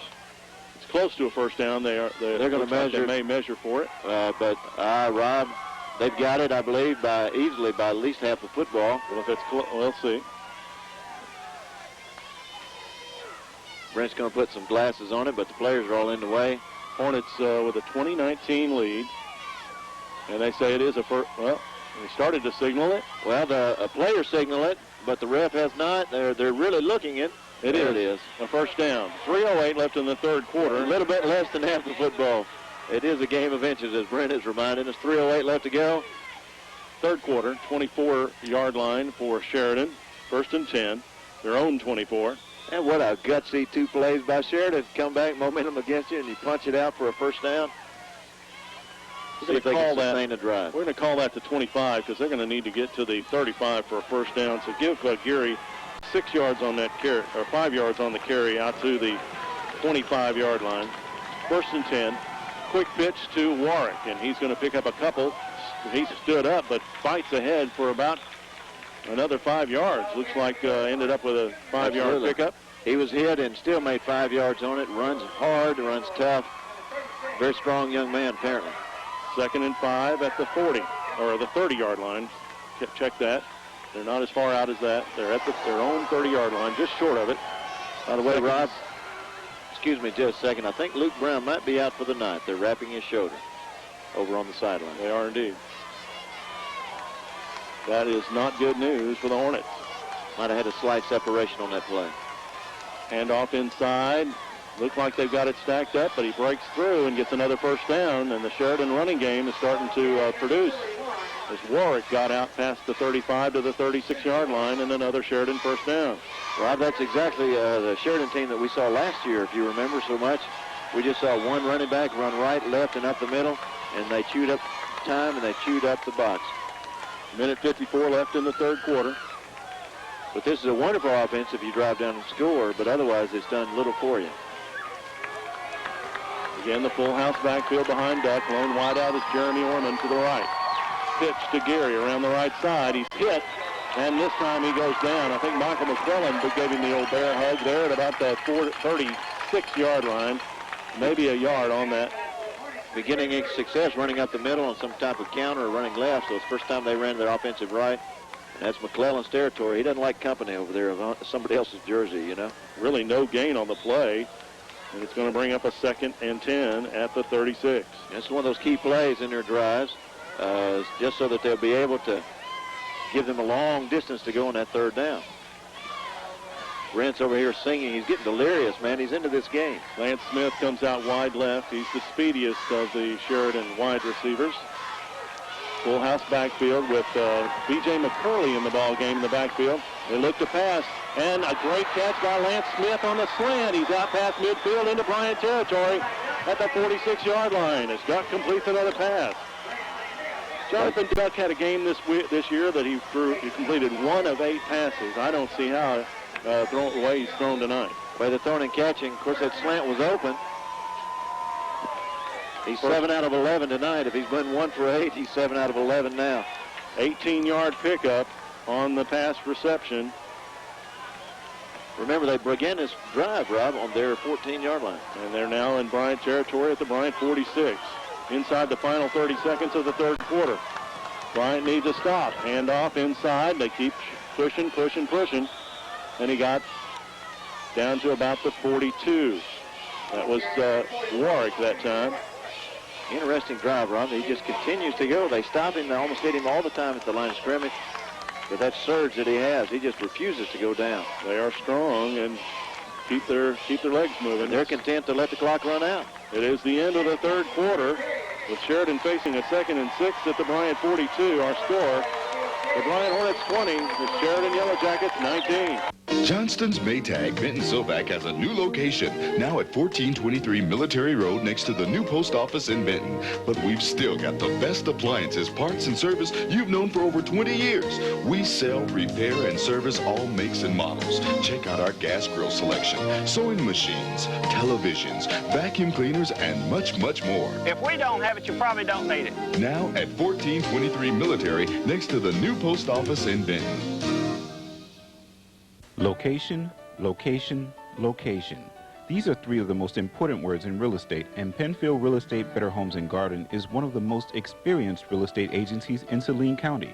Penfield Real Estate Better Homes and Garden is part of a nationwide network of real estate firms that have combined resources to give you the advantage of our local expertise, plus the benefit of our nationally recognized and respected name. So remember, when it comes to real estate, come to Penfield Real Estate Better Homes and Garden. The holiday season is here again, so let Croft Jewelers offer you something your loved one will never forget. Jewelry with a unique design.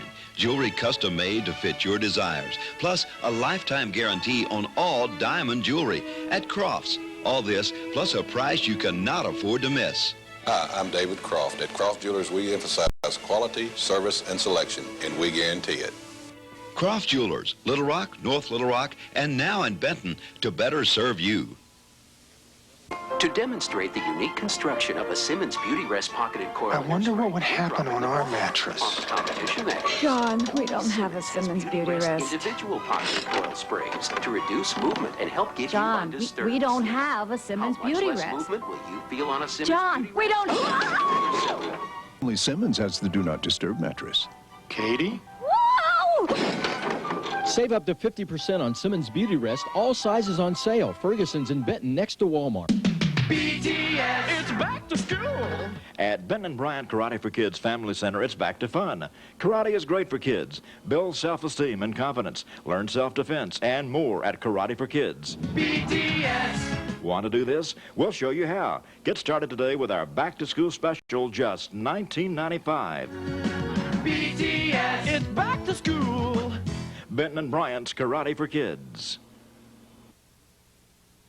Balloonatics in Benton is the largest balloon and gift store in Arkansas. You'll find more than 700 different balloons for all occasions, but that's only the start. Balloonatics also has candy bouquets, custom-made gift baskets, hundreds of soft, cuddly stuffed animals, a big selection of over-the-hill gag gifts and party supplies. Balloonatics is your Thai Beanie Babies official club headquarters. We do custom decorating for any event, and we deliver from Glen Rose to Little Rock. So what are you waiting for? Join the fun with Pat Gibson and her friendly, courteous staff at Balloonatics. 2nd and 6 at the 42 for Sheridan. As the fourth quarter begins, they trail Bryant 20-19. It has been a corker. Full house backfield behind Jonathan Duck. He's got Stephen Geary, Junior Warwick at the fullbacks in the diamond tee. The lone setback is B.J. McCurley.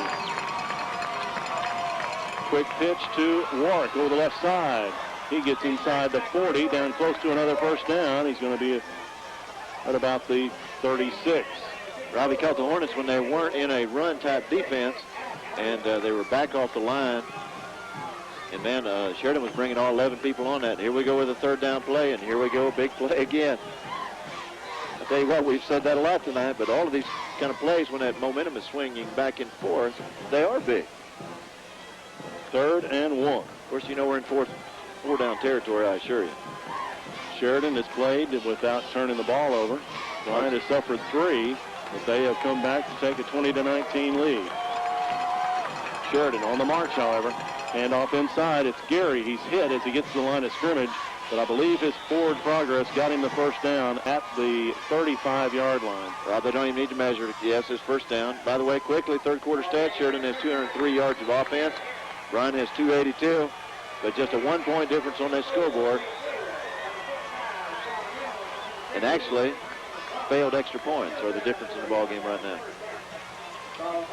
11 minutes and counting in the fourth quarter. Sheridan on the march. They've come from their own 14 to the Bryant 35. They've got a 1st and 10. Lance Smith, the lone wideout, full house backfield behind Duck. Duck back to pass. He's got the fade route. He's looking for Smith against Wynn. Oh, knocked down and incomplete. Wynn had a chance to intercept that ball. Good coverage as he knocked it away, and it'll bring up a 2nd and 10. Wynn had a better chance to catch that ball than the Sheridan player did, and I sure thought that was the turnover Brent had been cheering for. But you know what else, Rob? That's just one-on-one defense. He's out there all by himself. You're the hero blocking it, or the other team scores. It was indeed one-on-one touchdown or interception, and it turned out to be a draw, an incompletion. Now, he sure is over here. Jeremy Orman way out wide to the right. Full house backfield behind Jonathan Duck. They go with the trap inside to Warwick. He breaks the tackle and gets down inside or close to the 30. We'll see if they're going to mark it just inside the 30. Rob, if he had been able to keep his feet, he'd have scored that time. He had busted through the front line, and linebackers had shifted over. Once again, I hate to say this again, but let's just repeat ourselves, folks. If you're listening, you're going to say this third down play is a big play. Let's say huge, monumental. If the Hornets can make a stop, it's big. They're at the 29 and need 4 yards. They need to get down to the to the 25. Sheridan with the football, probably 4-down territory. Sheridan's had no turnovers yet tonight. Wouldn't this be a beautiful time to see one? McCurley is the tailback. They pitch it to Gary over the right side. He's not going to get it. Pushed back. He's going to be short of a first down as Jake Newell pushes him back, but it's going to be a 4th and 1 at the 26-yard line. Just 3 yards. 4th and 1 at the 26. 9:42 left to play. Rob, if they don't do anything except do that trap play up the middle or try to go off tackle, I'll be the most surprised person up here watching this ball game, because they've had great success at that. They've got a fine field goal kicker, but this is a little bit too far for him to try something. It'd be a 42-yarder, 43-yarder from here. They chewed up a lot of clock, Rob, and so they want to continue to go. Everybody on their feet. And they're going to have a timeout. Let's see what happens here. A 4th and 1 at the Bryant 26. Big play, Rob. They chewed up so much of the time on the clock. They pushed it from the 14-yard line of their own 14. It's been a great drive for them. Full house backfield. Duck is the quarterback. Jonathan Duck's the quarterback. Behind him, Gary and Warwick with the tailback, B.J. McCurley. Hunter's in the backfield, according to Brent. He's a running back, and he has been in there for quite a while now. The snap, the pitch to Warwick, and he gets the first down, and there's going to be a penalty. Depends on this play. We'll see what the play is. He did get the first down inside the 25 to the 23. Boy, what a call. This is going to be a hold. Negates the first down run. Man, what a penalty. What a call. And, you know, Bryant had their touchdown changing one, and here is a big call going back the other way. Breaks have gone both ways tonight, hasn't it, Rob? They certainly have. And the stadium suddenly got quiet. It's scary. Going to move it back to the 35-yard line. It's going to be a 4th down, and they're going to need 10 yards. Now, Rob, if you're on Sheridan's sideline, what do? I still think you go for this thing. 4th and 10 at the 35. The Jackets are contemplating what they will do. Jonathan Duck. It's really kind of a hard call. It would be great to do a little pooch kick. But, you know, I would say take your shot. If you don't get it, the Hornets still are a long way away. And they're going to take another timeout. And I believe that's their last timeout, isn't it, Rob? Didn't they call one early in the half? Duck is on the sideline. He's coming into the ballgame. But, again, they've been running their punter at tailback. And they have used the quick kick. Now, they have wide receivers to the left side. It's Lance Smith and Jeremy Orman. Duck under center. The Hornets are not going to go for it. The Hornets are not going to stack up on a pass. They're going to throw. He rolls out to his left, and he's going to keep it. He's got room to run. Can stop. They got him. Big hit and he's short. Nick Black and Jake Newell knocked him out of bounds, and Bryant takes over at the Bryant, just a yard away from the first down marker. Rob, I saw no way on earth they were going to be able to stop that play, but the linebackers and the backs made a tremendous run across the field. And now Nick Black's hit. What a play. Nick Black's hit moved him out of bounds and away from the yard marker because he had the momentum. Newell was coming from behind. If Newell had hit him, he might have pushed him across the yard marker. Black came up and hit him head on and knocked him out. And the Hornets take over with 8:42 left in this ball game, and the 20-19 lead. They're at their own 26-yard line. Rob, I want to tell you something about that play right after this first Hornet play.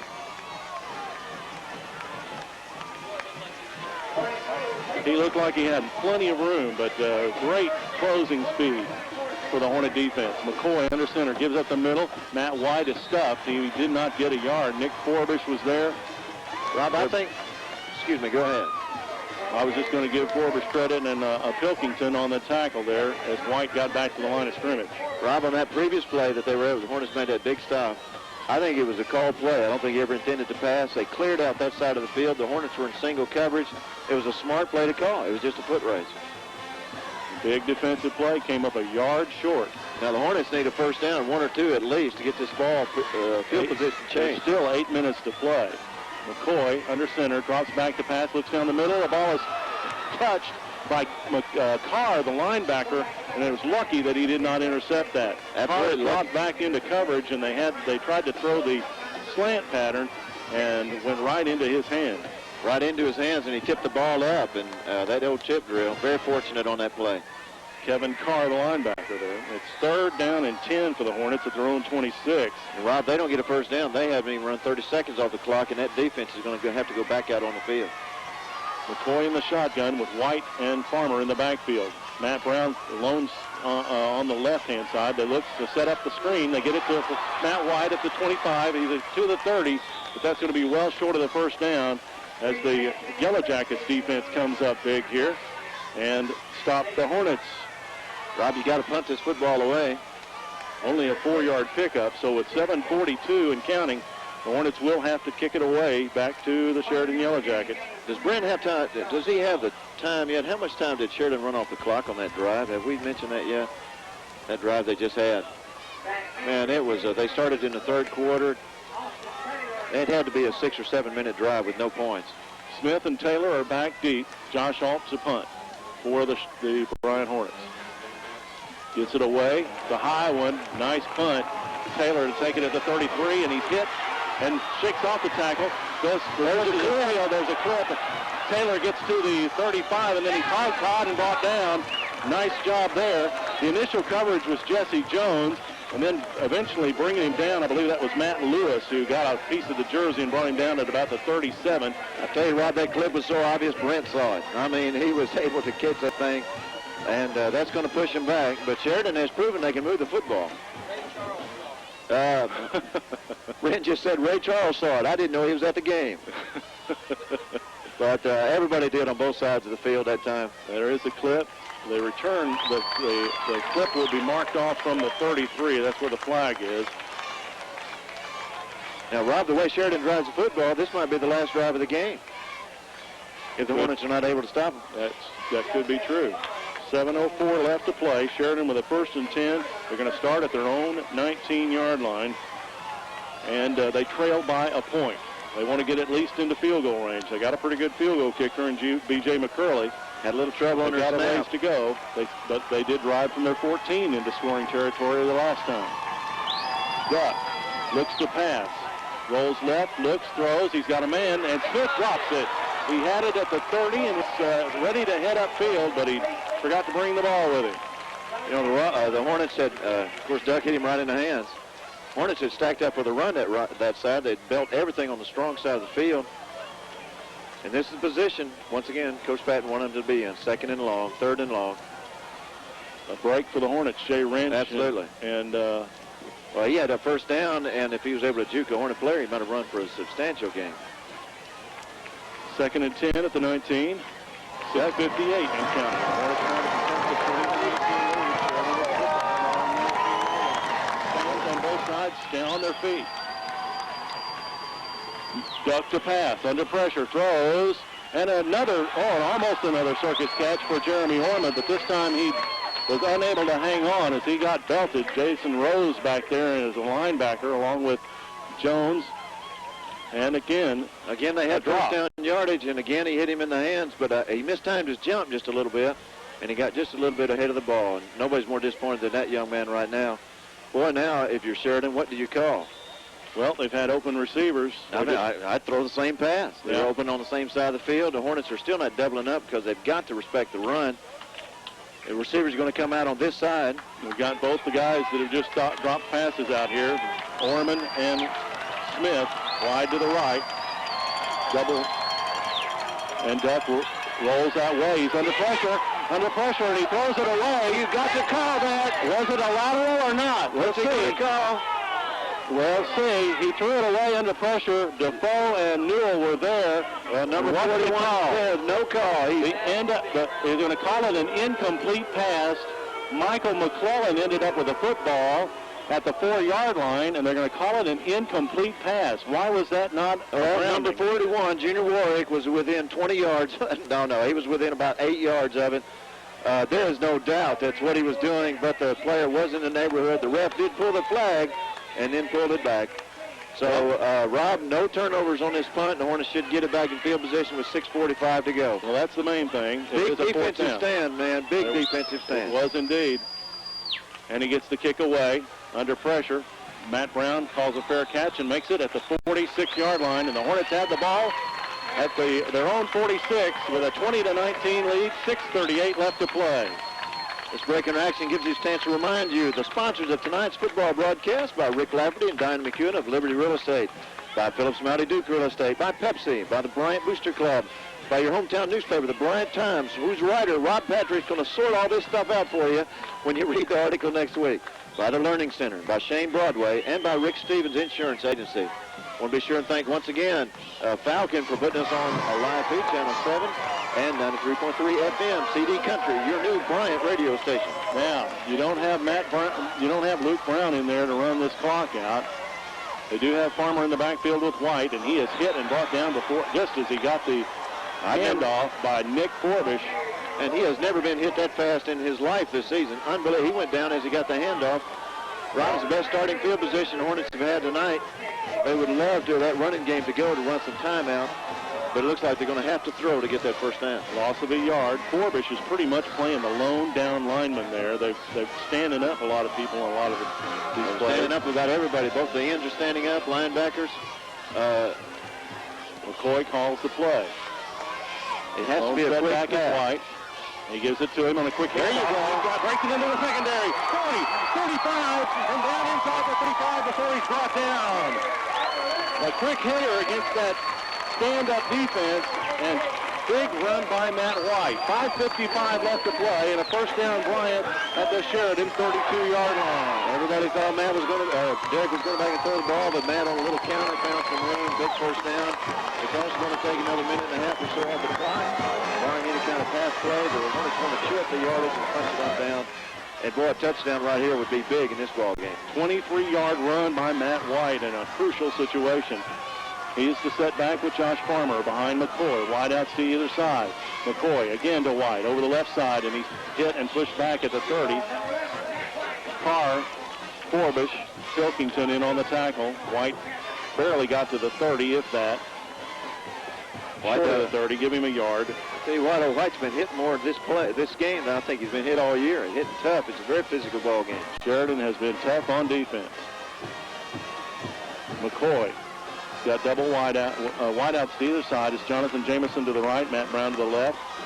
Josh Farmer and Matt White are the setbacks. Now we have a question about the officials call a timeout, and that Sheridan coaches are not happy.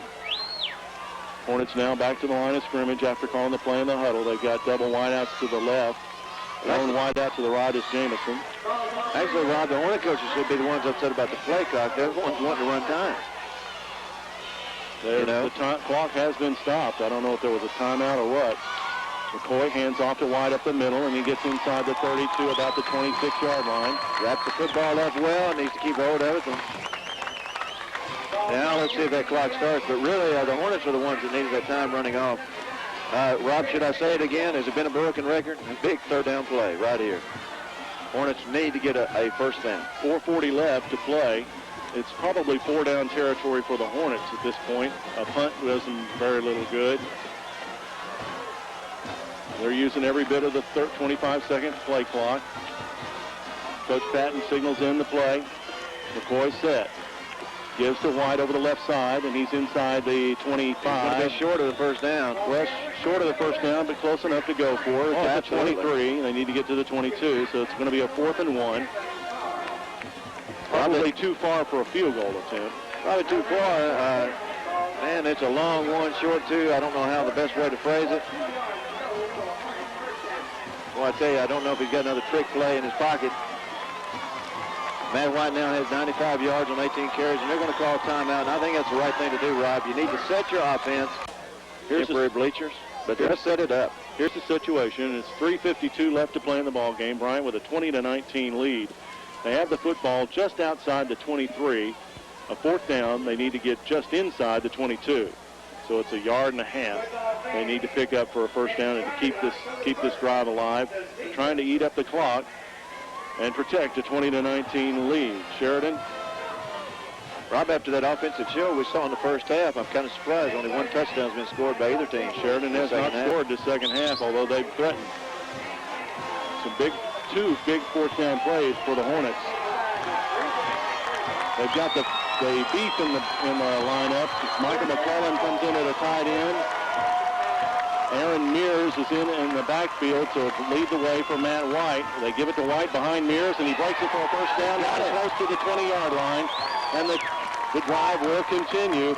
They went right behind those two big defensive guys on the left side, and Mike Gann, the left tackle. Michael McClellan at the tight end on that side. The left. They also had Joey Hudman there, and Aaron Mears led the way from the fullback spot. A little confusion going on in the Yellow Jacket defense. Trying to get some players. They got too many players on the field right now. Now we could request a measurement here, but it's really a moot point. They're at they're just outside the 20-yard line. Referees are signaling one of the players needs to go out. He's slightly injured on that play. Sheridan, now they're off the field. Sheridan's kind of disorganized right now. By the way, they only have 10 men on the field. 3:48 left to play. They only have 10 players out there, Rob. They're going to have to call their last timeout. At least a minute and a half off this clock. That was their last timeout. That was Sheridan's last timeout. 3:48 left to play. Now they got the first down. They get a man off. McCoy looking at the defense. Looking at the play clock, he's going to run it down, but it really doesn't matter at this point because the game clock's not running. Handoff inside to Josh Farmer for the first time, and he's inside the 20 to the 18. And that's okay, boy. The ally is that clock, and it's going to continue to turn. They need to give Matt White a little break anyway. He'd been running almost ready. He gets another couple of yards. He might be at that 100-yard mark. That was Farmer. He might be there already. I don't know. That was Farmer on that carry, yes. Now they bring Mears in again in the backfield and McClellan in at a tight end. He's lined up right next to Joey Hudman. So they'll go to this left side with Hudman, McClellan, and Mears leading the way for White, no doubt. McCoy gives to White over that side. Gets it outside to 15, 10, and down inside the 5-yard line as they break it with those big guys. And they're down inside the 5 at the 4. White broke it out, and that's a big play there. That's also a big play, Rob, because they got the first down. The clock will stop for that, but when the ball is set, that clock's going to start again because he stayed in bounds. So he kept his head. It was a great run. If they're able to punch this other 4 yards in, the Hornets will put themselves in positions to win this football game. Well, Sheridan, they won't be out of the reach of the Yellow Jackets. Oh, no, but with 2:50 and counting, it's going to be a tough thing to do. And no timeouts, of course, for Sheridan. By the way, the last two runs have taken White over 100 yards. Now it's 20 carries for 111 yards. First and goal at the 4. They stay with the beat. Full house backfield with Farmer in there as well with Mears. Again, they go behind those guys. And now a penalty flag. I think the Hornets were in motion. That's going to move them back. And it's going to stop the clock with 2:29 left to play. It's okay. Really, it'll run some more time. They have a little more territory to take care of. I don't know if we have a count on penalties yet tonight. There has still been more than the Hornet coaches wanted to see, I assure you. Rob, I'm thinking back over the game about how many breaks went. So there was just so many on both sides of the football. I don't know you could say anybody ever gained advantage. It has been an eventful football game and a fun one. Both teams have played very well. Oh, absolutely. And Bryant's second half defense, they bent but didn't break, even though that's not the style they like to play. Came up with some big stops on 4th down. Handoff to White over the left side, and he's down close to the 5. Going to mark it at the 6 as again he goes behind those big guys on the left side. Second down, but it's 2 minutes and counting on the clock, Rob. And Sheridan cannot stop it. That's right. They need to run all the time that they can. Score with 10 seconds left. How would that be? Second and goal at the 6. McCoy comes to the sidelines. Play clock down to 16. The game clock down to 1:42. McCoy. Now they move the big guys to the right side. Patrick Defoe has come in at a tight end. That's the wide side of the field, the right side. That's where they go. White is hit as he gets to the line of scrimmage. Big hit by Craig Bean. White bent back. Got no gain. I tell you what, White's going to need to find. He's going to need to find the hot tub, so he'll be able to get over that. He's had a rough night tonight. Third and goal at the 6. Hornets taking some time. They've got 18 seconds on the play clock. The game clock down. Worst case scenario, they kick a field goal. McCoy. Hands off. This is Well, I tell you what kind of decision do you make here, Rob? That was White when he gets to the 5-yard line. 4th and goal at the 5. The clock down to 40 seconds. They can take a timeout. I think they ought to go for it, Rob. That 5 yards.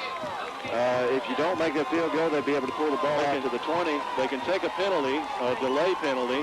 Right, but no, and a change of possession, the clock stops. So they can't run a play. But he's going to call a timeout when there's about 1 second left or 1 second left. All the play clock. There's down to 2, and there's 16 seconds on the clock. The game clock is 16 seconds. Bryant calls timeout with 16 seconds to go. 4th and goal at the 5. Now, I can tell you the Hornet players want to go for the touchdown. And it's still, you know, if you run wide or anything at all, Rob, you would run a lot more time off the clock, and you're going to pin them down in the field. I don't think you kick a field goal here. You run the timeout, run the clock. That's your ally. Well, and I tell you, that's what those players want to do. They want that touchdown. Well, if they can run it, and even if the play clock stops, if the change of possession stops it, there's going to be less than 10 seconds, and Sheridan will be at least 95 yards away from a touchdown or a score. So the odds will be play against some serious containment pass defense, I think. That's what the Hornets are going to do. They're going to go for it. They're bringing McCoy and crew back on the field. Well, they would much rather punch this in, too. Matt White's in the backfield with Josh Farmer. Michael McClellan's in at tight end on the left side. What a ball game tonight, Rob. Jamison is wide left and Matt Brown wide right. McCoy under center. Takes the snap and will keep it himself. He gets down to about the 4-yard line, and that's where he stopped, and that's where the time will be stopped with 11:05 left, and that's where the Sheridan Yellow Jackets will get the ball 96 yards away from pay dirt. Of course, that penalty kept them from getting a touchdown, but they did run some more time off the clock. Ed and Derek had a great game, gutsy game. Came back from a slow start in the first half to lead these Hornets to in the position to win the first conference game of the season. Once again, Rob, we need to say, as we said before the ball game, the winner of this game is going to be setting a lot better than the loser in the 4A South playoff hunt. Because the loser of the game has a hard road to hoe because they got to beat the big boys to be able to get there. Well, Sheridan deploys 2 wide receivers to the left side. Actually trips with a wingback. Duck looks to throw. He's going to just air it out. It's long down the left sideline, and it's picked off and run out of bounds. I think that's Josh Bombeck with the interception. Sure is, Rob, and that's the first turnover tonight. 3 seconds left to play, and that's going to do it. The Hornets are going to hold on for the victory. And a hard-fought victory that it is. What an exciting ball game. It was well earned. Going to have to take one snap, take a knee, and that'll be it. To knee and run, man, because you've been able to escape. What can you say about the Hornet defense in the second half, Rob? They were able to shut that Sheridan offense down, and one long, sustained drive. What a gutsy play by that defensive front. The Hornets line up with a man